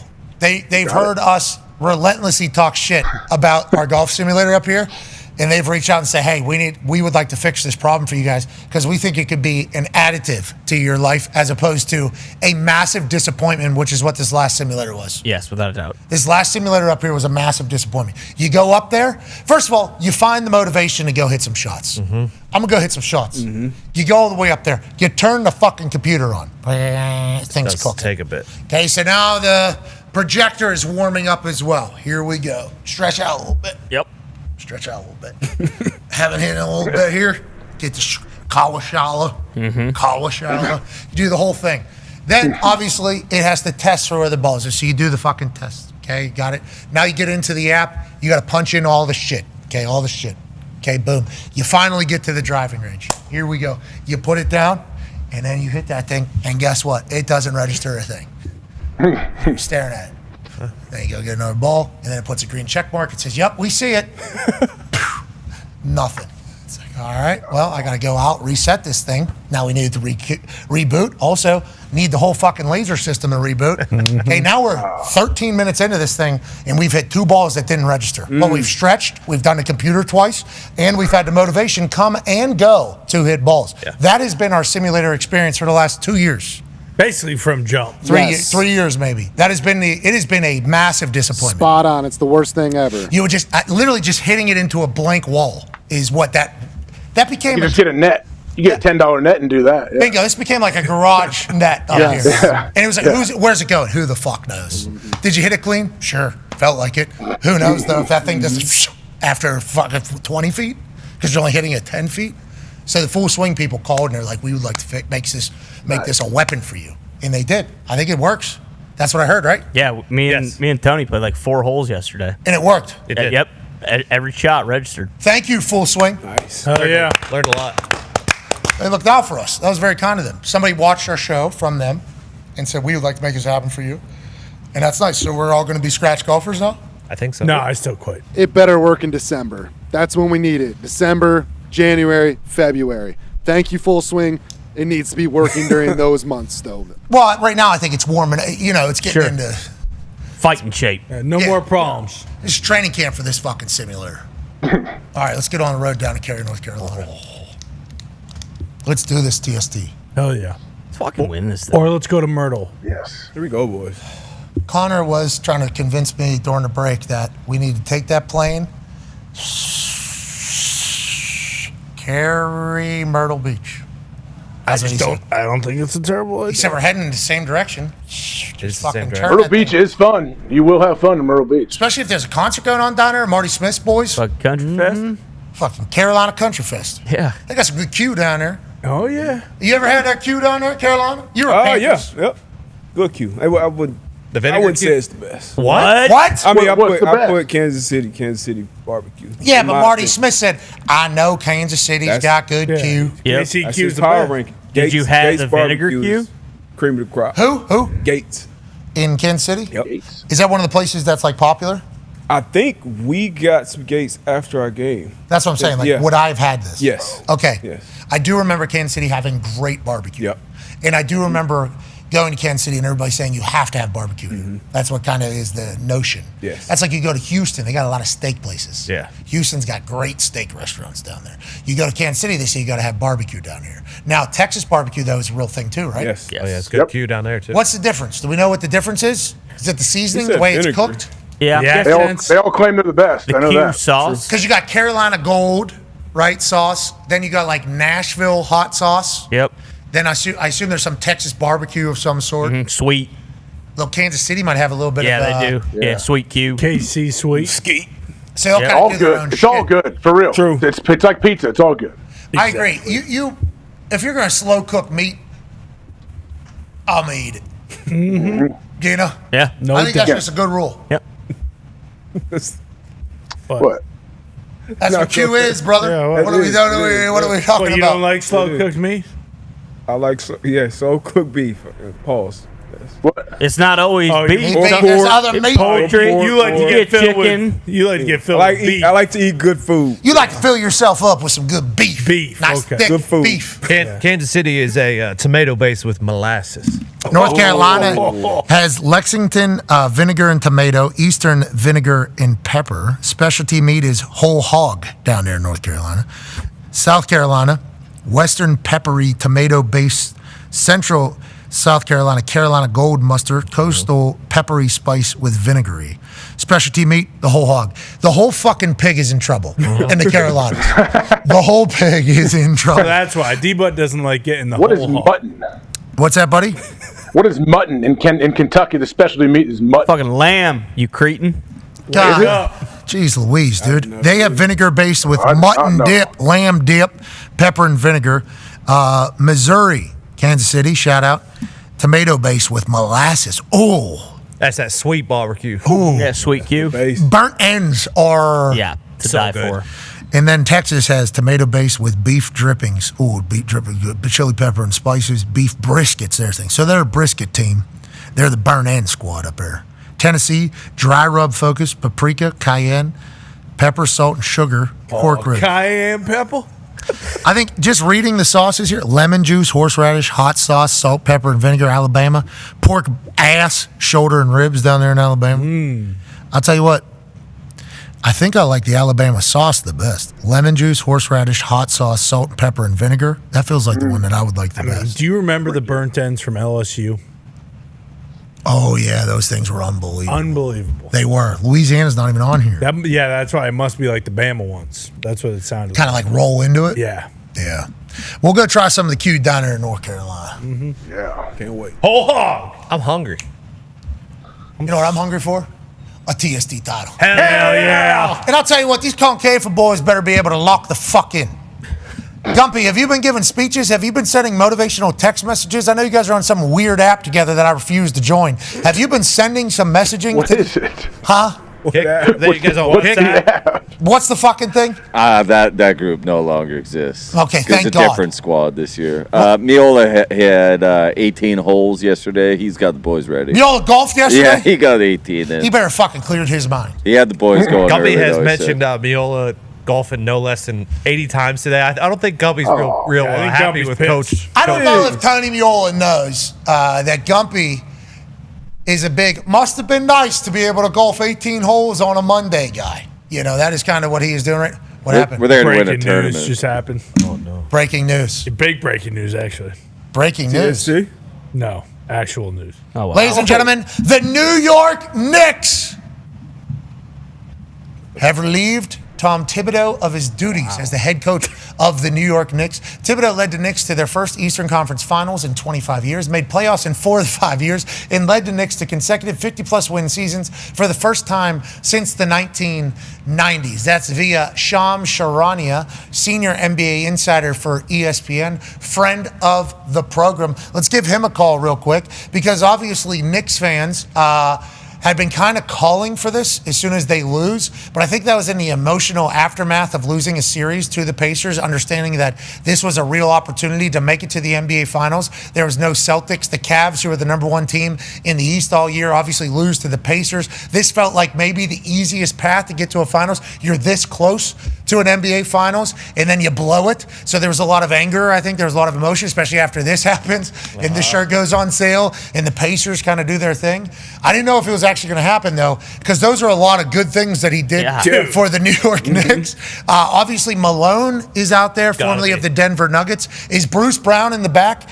Bruce Brown, New York Knicks fan. What was the temperature? Is this what Knicks fans thought were going to happen, or what was kind of the expectation here? I mean, you know, while the playoffs are going on, a lot of Knicks fans were trying to stay positive. I was certainly on this for a bit because, you know, like when you're playing 7 guys in a rotation and you're falling short in the playoffs and your playoff record is like, as a coach, is like 46-70, you know, it's kind of time to say, hey, thank you, Tibbs, for building us up to this point. But it's time to go a different direction. Maybe that direction is Mike Malone. Maybe we go up to Storrs, Connecticut and knock on Dan Hurley's door and see what he's up to. But I think this is probably a necessary move to kind of take that next step. You know, playoffs withstanding, you know. Does Hurley have a connection to the Knicks? I believe so. I believe there is one, too. His family somewhere. Maybe his brother? Yeah, his dad, maybe. Yeah, something. There is a Knicks connection, and obviously it's the New York Knicks. Yeah. So it's in Madison Square Garden. And we all saw what Knicks fans became and what the hype was around whenever the Knicks are good. It's the whole city coming together basically around a team. It was beautiful to watch take place. Maybe that'll be enough to draw Dan Hurley out of UConn. You know, this is going to happen every single year. Man. It's going to happen every single year with Dan Hurley. Malone obviously sitting there waiting. But I think if I listened to Bruce Wright whenever he was angry watching the Eastern Conference Finals, the thought was Carlisle's running a circle around this guy. Yeah. And in last year, playoffs, Carlisle ran a circle around this guy. Certainly. Carlisle might be a great coach, and our team might be set up differently than what the Knicks are, maybe a little bit deeper, but it has been kind of a masterclass on how best of 7 series, Pacers are going to win that inevitably. Yeah, when you play your starters all regular season and then in the Eastern Conference Finals say, all right, guys, you know what we're going to do? We're playing 10 guys. Then you have to learn how to do that for the very first time on the biggest stage possible. If we'd been playing Wright and Shamet and Deuce McBride the minutes that they probably should have been getting all along, then you know how to teeter with it and adjust it, you know, when the lights are the brightest. So that was certainly a big knock. And then, you know, his playoff resume could be better, but obviously, Did you say he's 46-70? He's around there, yeah, in the playoffs. That's all the best teams, though. It's all the best teams. No doubt. I'm sure the Knicks will get it right. Okay, You know, so on that note, Shams Charania has tweeted, the Knicks are singularly focused on their pursuit of a championship and believe a new voice will serve as the focus for the organization's next step. Sources said, after 5 seasons with the Knicks, Tom Thibodeau is officially out. Yeah, I mean, surprising to me, but hearing Jeff Teague, one of my favorite NBA He's phenomenal. who got the podcast, and he was talking about playing for Tibbs, and he was like, man, Tibbs don't even coach. He just, damn, man, come on, damn. Like you said, that's all he says. Like you see with Brunson's a phenomenal player, but like, you know, when you aren't necessarily running sets or running plays, you're kind of the ball stopper. And the Knicks, they never get it right, though, so I don't think they will going forward. This is surprising to me, coming straight off the Eastern Conference. We see it happen in the NBA, though. Joining us now live, he only has 3 minutes before he probably has to go on television. Ladies and gentlemen, Shams Charania. Baby Shams. Shams, Knicks fans, obviously, throughout the series with the Pacers, I heard gain a little bit of noise because Carlisle was seemingly out coaching. The team was ready. How long has this been in the works, and what ultimately led to their decision to get rid of Tom Thibodeau? So, Pat, as soon as the Knicks season ended, they started meetings internally, and James Dolan, the Knicks owner, Leon Rose, their president, they believe the best path for this team to take the next step as an organization to win a championship is that they need a new voice. And so Leon Rose and James Dolan came to the decision this morning that they were going to part ways with Tom Thibodeau. He is fired as their head coach. I mean, Pat, you think about what they've done as an organization, like to lose in the conference finals, that's not a bad feat. This is a team that's gone from really out of much contention at all. Then when Tom Thibodeau comes in, they become respectable again. 4 or 5 seasons in the playoffs. They've had back-to-back 50-win seasons for the first time since the 1990s. I think everyone around the league is stunned. I mean, my phone is blowing up. I've a bunch of teams are reaching out right now. Absolutely shocked. But they've been having meetings for the last 24 hours, and this is the decision they came with. Okay, we know you have to run quickly. Malone, obviously, is a coach that is available after getting fired from the Denver Nuggets. He's won a championship before. Does that become a name that the Knicks are going to look at? Bruce Brown, who's a massive Knicks fan, just said, hey, maybe Dan Hurley out of you. What are the names in the coaching pool for this coaching cycle? I'm not sure yet which direction they go, but you think about, for Tom Thibodeau, the issues that they probably had with him. You think about what Mikal Bridges said early in the year, and I think a comment like that rings true. Like a guy that, might trust his bench more, a guy that might be a little bit more lenient based on his principles and what he wants to enact. I mean, clearly the way Tom Thibodeau coached, for better or for worse, he was very, very. I won't even say stuck in his way, but he had a way that he was going to operate.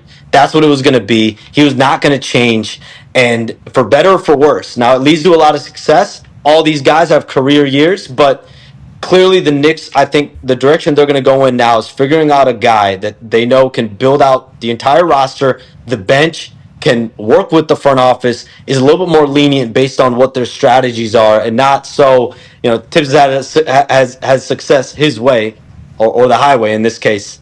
I guess the Knicks gave him the highway. Jeez Louise, Shams.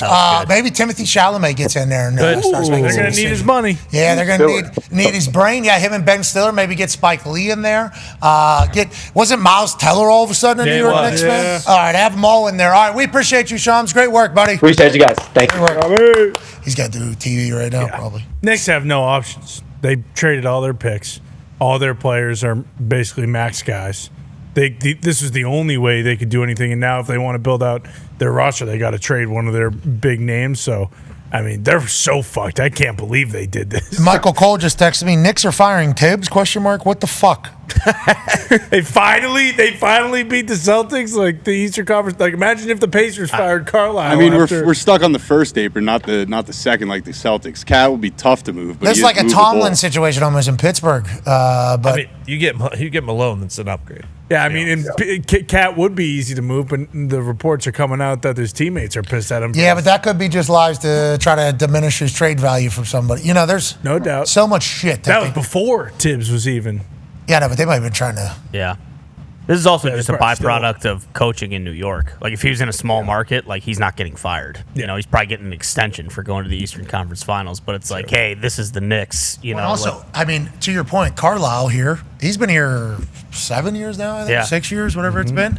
And it's like, last year they make it to the Eastern Conference Finals. It's like, yes. Yeah. Then they back it up again, though, and it's like, yes. But if they would have done bad, I think people would have still been like, Pacers are a good team. Yeah. We made the Eastern Conference Finals last year, made it to the playoffs this year, lost to the number 1 seed Cavs or whatever. It's a different conversation. In New York, I threw myself right in the middle of it there for a little bit. Yeah. They put up street signs. They really love that Knicks team. You got to be good over there. And it's the most success they've had, though. Yeah. Sorry, you got to be great over there, I guess. You got to be great over there. You don't. We were winning 30 games for like 20 years, and the place was still sold out.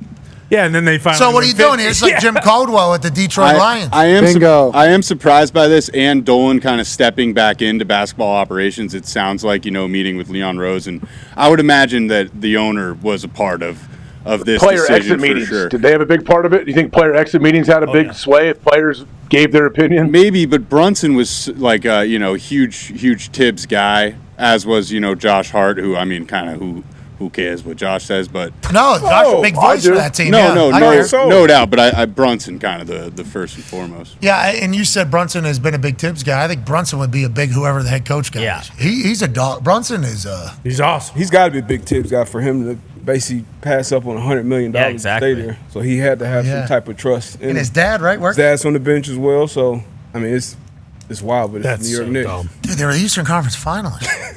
Final Four. Like, I know we're small town Indiana. We love basketball. This state loves basketball out here. It's like Eastern Conference Finals is pretty cool. Even more so, too. Yeah. Like, hey, you went the year before. Next year, you go to the finals. Like, if you're the Knicks, you're more so thinking, like, hey, we just got to the Eastern Conference Finals. Like, let's get a couple players, and then let's go back. Maybe we have a deeper bench. We get a couple players, get a couple guys, then maybe we're playing 8, 9 guys a night. Same system, same head coach, same voice. I don't know. But I'm assuming there's Knicks fans out there that are telling us we're idiots because, it must be nice to be on the side where the team that just outcoaches the other team and wins in the playoffs every time, which is what they said about that's what Knicks fans were saying about Carlisle. Early on with Bruce, though, like even when the playoffs first started, it was like, hey, it's two scenarios here. The Knicks go on a run or they don't and Tibbs gets fired, and that's great because then at least there's some change. Like the Knicks did go on a great run. They beat the Celtics in, Tatum towards Achilles, but by the time Let's say they beat the Pacers. Yeah. And then they play OKC, and they get swept, in the finals. Tibbs gets fired? No way. Probably. Still NBA. I don't know now. Toronto I fired legitimately don't know. Coach I don't of know the year. now, Who else got fired after? Nick Nurse. I mean, David Malone Blatt. got fired after year after winning. Yeah. Did you say Budenholzer? Budenholzer, dude Bucks from like Milwaukee. Like it's NBA is like you never know, and like I feel like we talked about Brunson, like the players you never really know who's moving the pieces behind the scenes in the NBA. I feel like the NFL you can kind of pinpoint, okay, it's going to be that guy or that guy's maybe that guy's decision in that building that's changing huge pieces like this. But in the NBA, I feel like it's like different powers at work that we're not necessarily privy to. But it's the big time players were being asked a lot after the series. I know Brunson specifically about, hey, do you have faith? Yeah, do you have faith in Tibbs to kind of turn it or get you guys over the hump? But it's not like you keep getting there, you just can't get over the hump. Like you haven't had much success. You haven't won a championship since '73. You get to the finals and then you fire the guy. So we'll see what they got up their sleeve. Yeah, we shall see. And good luck to the Knicks fans. I heard a lot of you guys saying see you next year to us in the Eastern Conference Finals. We'll see. New coach. This is the only change they can make. Yeah. Seriously. They got to have an idea of who they want. Dolan has to have an idea of a couple people he wants. I would like to say Dolan is hilarious in my eyes. Yeah. I think Dolan is a hilarious individual. I think he is He's got a great band. Great band. He's got the sphere out there. I mean, he's been through it, even with Knicks fans, and just completely sounds like a you thing, not a me thing. Yeah. And just keep it moving. And then when I was looking for tickets, and him just be absolutely, what do we? My arena? No way. I mean, they booed. I love that. Pacers fan? Who'd they boot out? That's real. I didn't know that. That's real. They got to him. Two different angles. Two different people got to him. Like pretty significant people got to him 2 different ways. Sent the article of me doing a thing. I don't think so, buddy. What are we doing? Fucking nuts. Yeah, right. I love that. Yeah. Like, I think the people, whenever they gave me the answer, didn't think that I would love it. And I was like, oh, that is awesome. That is exactly how I would hope, the owner would act in this situation. Feels like he would like the Knicks to win. Oh, yeah. Yes. Yeah. Will they get it done, Bruce? We'll be back in the playoffs for sure. Who doesn't? NBA. He's Honestly, been pretty docile, hasn't he? So this is docile Bruce. So I mean, being a Yankee Giants Knicks fan is, the different side of the Venn diagram to the Mets Jets Knicks fan. I don't get how they do it. This shit sucks. They're never gonna win an NBA championship my entire life, and I know that. And still, each year you just work up that hope slowly but surely, and then each year it just comes crashing down. I mean, it's kind of new to be in the playoffs. Tibbs did it 3 times in 4 and 5 in the 25 years prior to that. I think we went there like once or twice. Jesus, they're looking at gift horse in the mind. Exactly. I mean, the faith is in Leon Rose, the GM who came over from head of CAA and completely flipped this shit around. He hasn't really made up or made any like horrible rash decisions. You can point at the Bridges trade as potentially one, but I have faith in him combing through the best available guys and making a great decision. Okay, you talked about Mets fans. Michael Cole, also one of those. He just texted me and said, catching up to show, Rap is an idiot. Then he sent me a picture of his armpit hair. Nice. So he just has light armpit hair, I think. That'll happen. It's probably because the armpit Mets hair. do have. Oh, my bad. There is armpit hair. Okay, nice pick. Yeah, there's armpit hair. That's his armpit. They clear that up. Thanks, Cole. I got hair. I want to see whoever was driving next to him as he took that picture in his car. It's Michael fucking Cole. What is he? Taking a picture of his armpit. He's the greatest. Sorry, what you said? Go ahead. No, the Mets do have the best record in the NL, second best record in all of baseball. So exactly, yeah. 3 in a row, yeah. So number 2 June team in 3rd. baseball. Yeah, that's the. I'm telling you, I know this Mets team pretty good. Once a week, I get a full fucking experience. He was saying because Rap's basically a fake fan for not knowing that. Well, and also Rap is saying he's a fan because he gets free tickets to the games. Yeah, he has that oversized jersey. Yeah, so he didn't really. He'll catch up in the playoffs. Michael Cole is there every at bat, grinding. I don't know how he does it. Legitimately, I don't know how he pays attention. He has like an app that tells him every pitch, and it just notification pop up. Oh, who would have thought Juan Soto fly out? 17 pitch at bat, some pitcher. This guy's not gonna be able to pitch past 4th inning. This guy, like just every single. It's just a new baseball thing. Crazy. I've never seen somebody do it. Cole is with this Mets team. I mean, They're good. They're better than the Kings of New York. No, they're not. They actually just lost a series to the Yankees, so I don't know how they could be the Kings of New York when they can't beat the other team in New York. But they're good. They're certainly good, without a doubt. Start spreading the news. They're leaving today. They wanna take over it. Mets are New York. They still want to lynch and kill Juan Soto, and they just spent $750 million on the guy. So until they get that figured out, Yankees fans are doing great with the acquisitions we made this offseason. How are you guys? You guys going to make the playoffs this year? Yeah, they're leading the American League by about 6 games. Pretty comfortable lead. What about the Pittsburgh Pirates? How have we been doing? I know they're It playing. is Skeens Day. Wait, today? Yep. And Let 'em since vote. Don Kelly is taking over, they are playing some salty ball. Don Kelly? Yeah, because New manager. Yes. Sorry, Their issue is that the Cubs are actually one of the best teams in baseball. Cubs In the same playing division. Chicago Cubs suck. We know that. Not this year. No, I thought they were historically terrible. So Chicago. good this year. Oh, they won a World Series not too long ago. Kind of broke the curse. Oh, no, the White Sox. The White Sox were historically bad last year, but that's not even going to matter because the Rockies are going to break. They're going to be worse this year. I heard you guys talk about that yesterday with Jet. Sorry to the Cubs fans. I thought you guys were the White Sox. White Sox is the Pope. Correct. Yes. Pope is a White Sox fan. Correct. I apologize. The That's all. Tigers just destroyed the White Sox last night. Tigers is very good. That's the best. That's First the team to 40. Yeah, best record in the in MLB. baseball. Gary Carpenter hit 3 home runs last night. He plays for the Tigers. Yeah, he plays for the Tigers. Yes, he does. And these games matter too. Yes, they do. What you don't know here is all these, where they're ranked in the MLB right now. It's like bigger than it would be in September. Well, especially if Jack Caglianone's coming to town. Mm-hmm. Have you heard about this guy? 130 mile an hour plus hits off the bat. Velo. Dude. Was a pitcher in college. In Florida. Now he's playing first base in outfield, trying to figure it out, right, Ty? Yeah, he's probably not going to play first base in the big leagues because they got Vinny Pasquantino, but he's probably going to play A outfield. couple of Italians running this team. Yeah. Not even the number 1 prospect in the minors. Who's the number 1 prospect in the minors? Roman Anthony, Boston Red Sox. You didn't see they had to He was the they guy. had to sneak him out Yeah. in a luggage luggage because there's compartment. 200 people out Yeah, there he didn't trying wanna to get his get mobbed. autograph. There was 6 people standing outside. Yeah, that was a weird thing. That was a weird thing doing that for that thing. I'm assuming those 20 people have been there for 20. 2 months straight. Sure, 10, 5. I'm assuming all of them have been there for 2 months straight, and he signed for all those people specifically. Yep, they to snuck stop. him out. Just keep watching. Keep watching. He Taylor Swifted it at the concert, yeah. Yeah. Boom, there he is. Ice cold beers. Can you go back to the beginning? There's 15 people. Maybe there. I missed some people.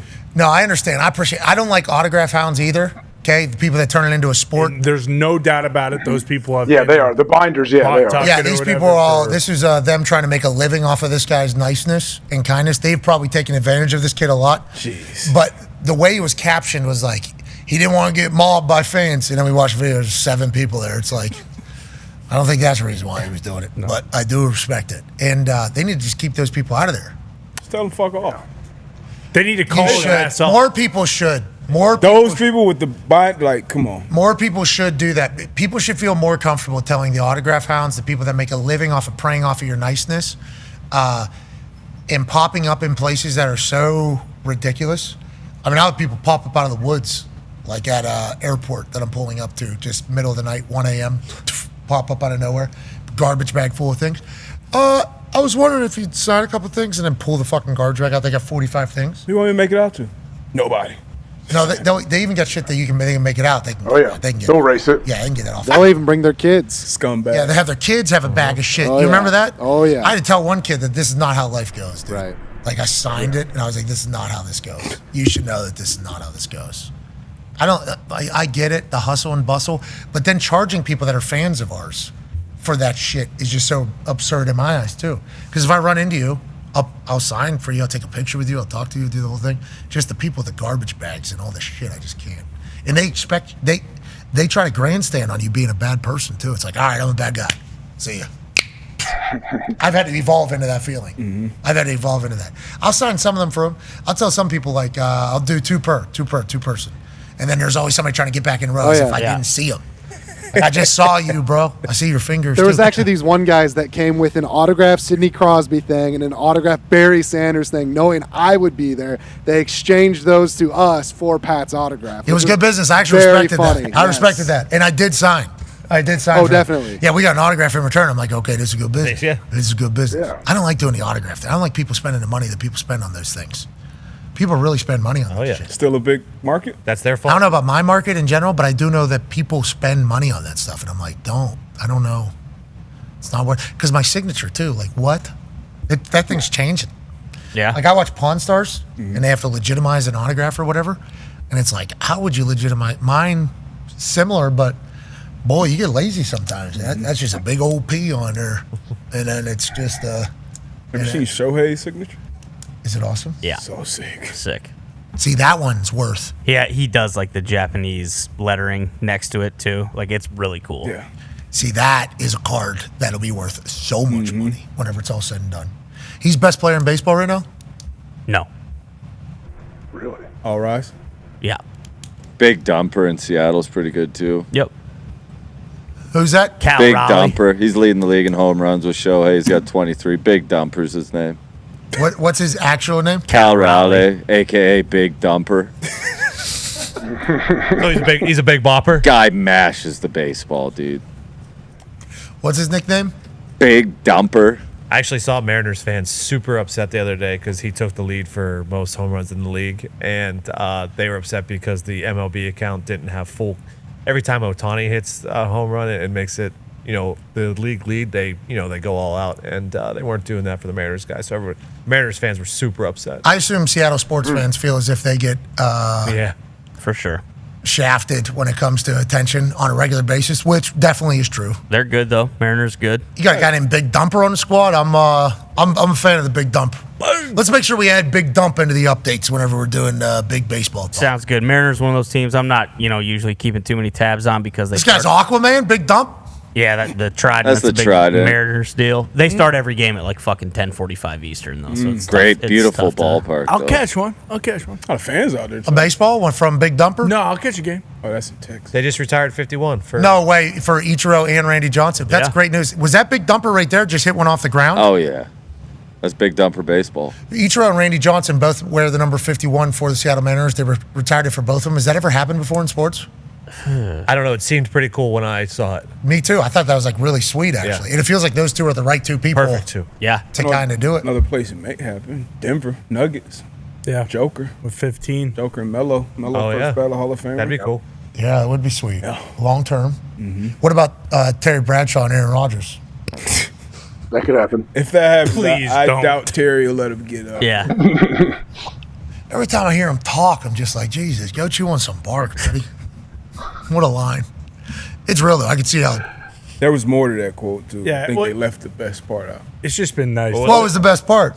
Yeah, what did it say? I believe it was. I don't want to misquote the great Terry Bradshaw, but I believe it was chew on bark and whisper to the gods. Which you don't want to yell at him because you don't know if they'll listen. So He said his aura is like every time he comes around, it feels like it's just going to start to snow. Terry Bradshaw's. Yeah. This guy's deal. Yep. Chew on bark and It's a whisper good to the line. gods. Yeah. That's a bar. Yeah. Terry Bradshaw's been doing TV a long time. Yeah, he is. Every time he comes around, don't we all feel it? Kind of fucking the worst feeling. Goddamn snowstorm coming in. Hunker down. He's going to mandatory minicamp next week for Ian Rapoport or what? I mean, he has to. Sounds like he has to by this week, next time. Otherwise, they're going to say, no deal. You're done. AJ, is he going? I mean, I think because Ian wants to make sure it doesn't interrupt any of his golf rounds, he would like him to report next week. And we told him this jokingly that Aaron will follow along with his social media and see when he's potentially, Ian Rapoport's taking a flight to Australia. Well, now's the time. Let's go ahead. Yep. He's not going to have any service. Let's go ahead and drop this out. Just because. That's why anything is possible with Aaron Rodgers. Anything. Aaron Rodgers plays for the Pittsburgh Steelers. They go to the playoffs? Yes. Do they win a playoff game? No, AFC stacked. I'm not sure. AFC North. Yes and no. They don't go. It doesn't matter. We've talked about something for 6 months, and the joke's on us because it won't even fucking matter in the end. What do you mean it won't matter? Are the Steelers going to the Super Bowl if Aaron Rodgers goes there? We're asking if they win a playoff. I think some Steelers fans feel that that's possible. Do you, Tony? No. So does it What? really matter in the end? What's the purpose of the season? I mean, Exactly. Truly. hey, look. Danny Dimes? What's the purpose of life? I think most teams aren't Don't afraid do of this, the Steelers anymore when it comes to live, Aaron bro. Rodgers. Yeah. To live. And words. To leave an impact. Yeah, and words are spells. Yep. But words are spelled. Okay? Because they can cast spells. It's true. You're right. There's a lot of deepness to a lot of things. Say, you better brush up on that shit. I ain't He's doing coming. He's coming, pal. What do you mean that shit? Just all of his, Rodgerisms that he's All the mumbo jumbo on us the last couple years. You better brush up on that shit, Tony, because guess what? You're going to be regurgitating that every Monday. Oh, my.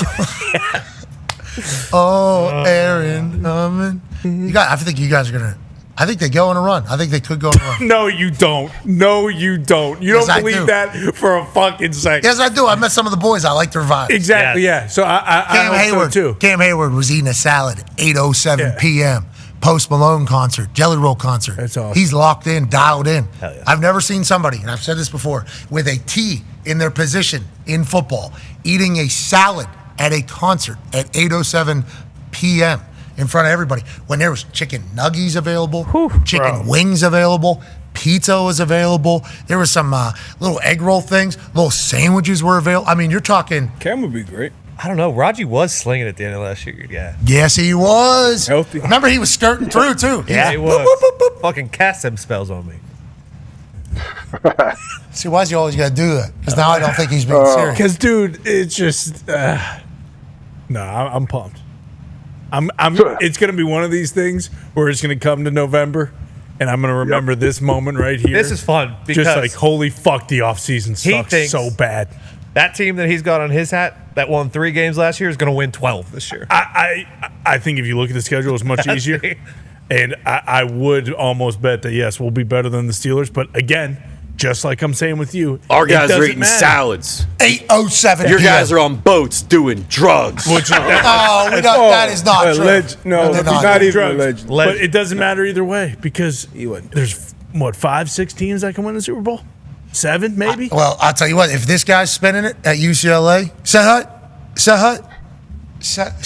Is this new? 319. You tell me if that looks new. Yeah, good as yesterday and the month before. When was the last time he threw a football? We don't know. Who knows? We have no idea. Mike Studdo played baseball at Duke, right? I bet Mike Stud's running quite a few posts. A couple of these. Yeah. Couple of these. Mm-hmm. Couple of these. Late hands. Be like DK, so he gets up on some stilts. Yeah. Does it? Maybe he gets the the paperclip legs. Oh, you talking about Forrest Gump? Poor little Tink Tink. Oh, you're talking. Samurai sword legs. I still don't know why he was. All right. Be your friend, tell a friend something nice. That's what we're going to do here. A lot of that. Not our friend, but I don't fully understand why he was allowed to race against everybody else. Yeah, I mean, he shouldn't have been. Definitely not our friend. He's a piece of shit. Yeah, he tightened that thing up, too. Maybe power drill we were talking about there earlier. Yeah. Fourth race of the day. Had a pit crew. Never won any of them. Once again, it didn't matter in the end. He did win. I mean, to get the Olympics, you Qualifying. got to beat somebody at some point. Yeah. Put too much WD-40 on one of them and you ran like 78 miles an hour there, guy. We got to fucking make this a little bit more believable.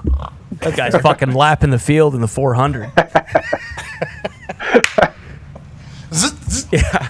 They had to put a fucking governor on the guy. Yeah, they did.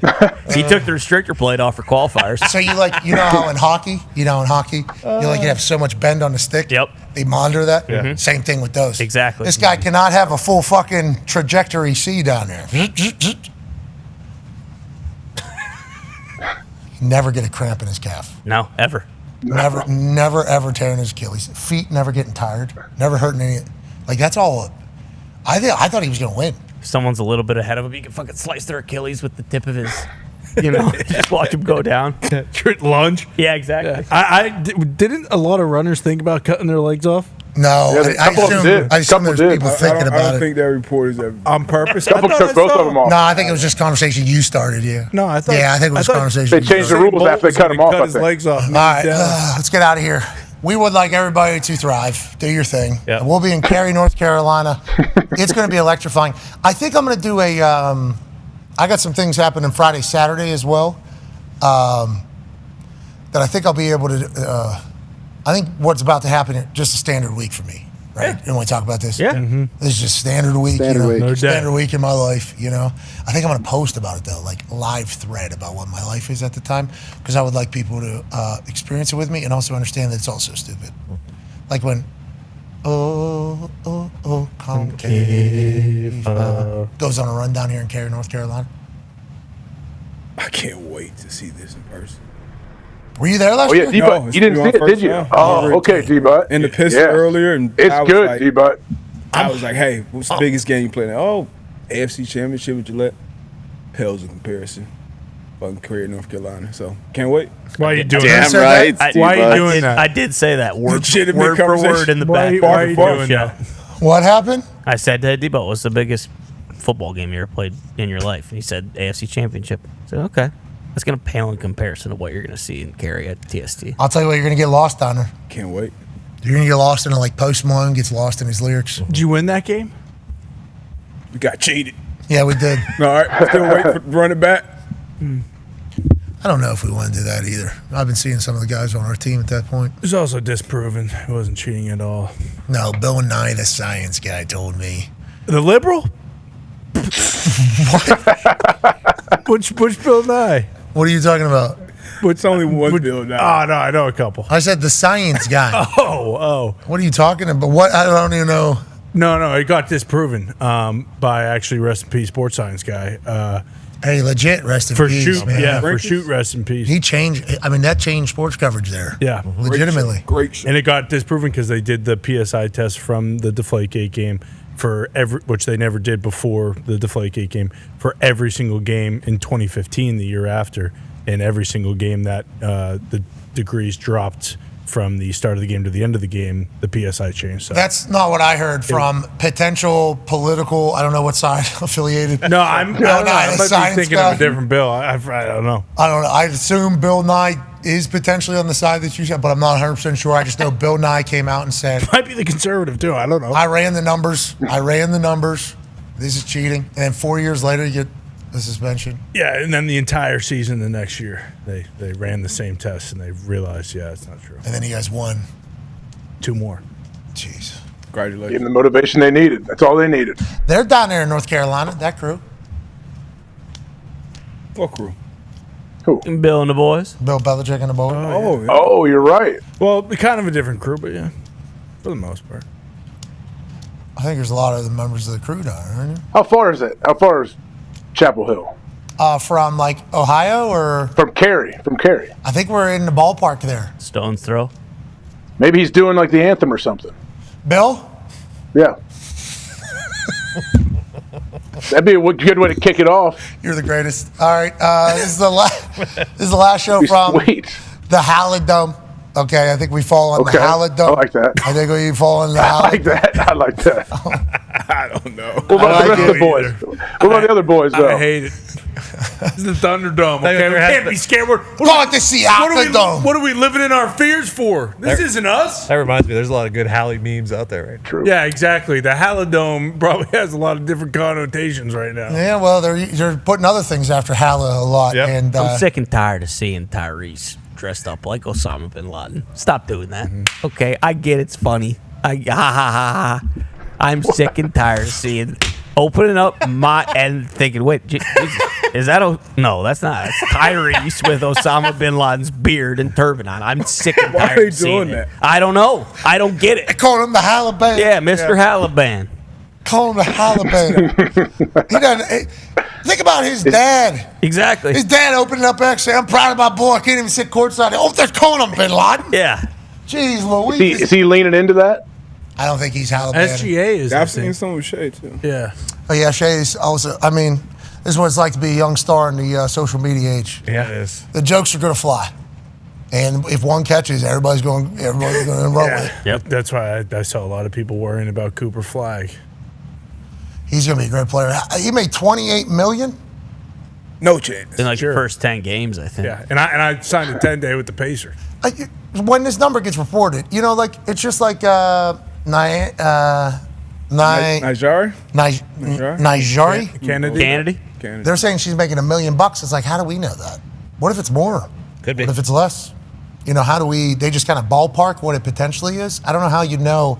Like Cooper Flag, how much money is he getting from Duke? How much money is he getting from a collective? How much money is he getting from local Shoe deal. businesses? Shoes? Like how much? Like is he made $28 million? Congrats to him. That's crazy. I mean, that's a lot of money. I might have stuck around. Yeah, why exactly. would you go to the NBA? That's something to think about, which is happening in college football, which is why all these quarterbacks are growing older because they're getting offered $2, $3, $4 million to transfer as opposed to going to the NFL and be a third rounder, fourth rounder. Do I want to do that, or do I want to transfer and get $4 million from this place, play college football again, maybe win a national championship? It's like it's affecting football for sure. The amount of money you can make, but if Cooper Flag is making $28 million at Duke, it's like holy shit.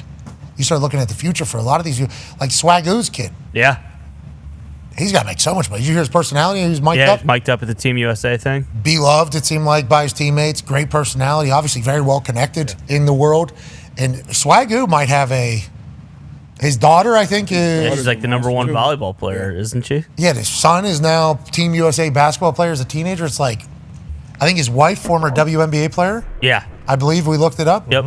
And to him, he was number first round pick. First Yeah, round top football and basketball recruit coming out. Yeah. I didn't know he was top basketball recruit. Oh, yeah. Oh, yeah. He's an athlete, man. He's great. I enjoy his personality, too. He's not on TV a lot, though, because I think he's raising professional athletes. Yeah. Keep going, Swagoo. That's good parenting. I hope to be a part of that someday. Be a friend, tell a friend something nice might change your life. We're live in Cary tomorrow, TST. $1 million on the line. AJ, what's it sound like? What? You know what. What's what? TST? Mm-hmm. I don't know. AJ, what's it sound like? I'm genuinely confused right now. Come on. CONCAFA. There we go. Yeah! There we go. We're going with that. All right, team on me, team on three. We'll see you tomorrow live from North Carolina. 1, 2, 3, team. Goodbye.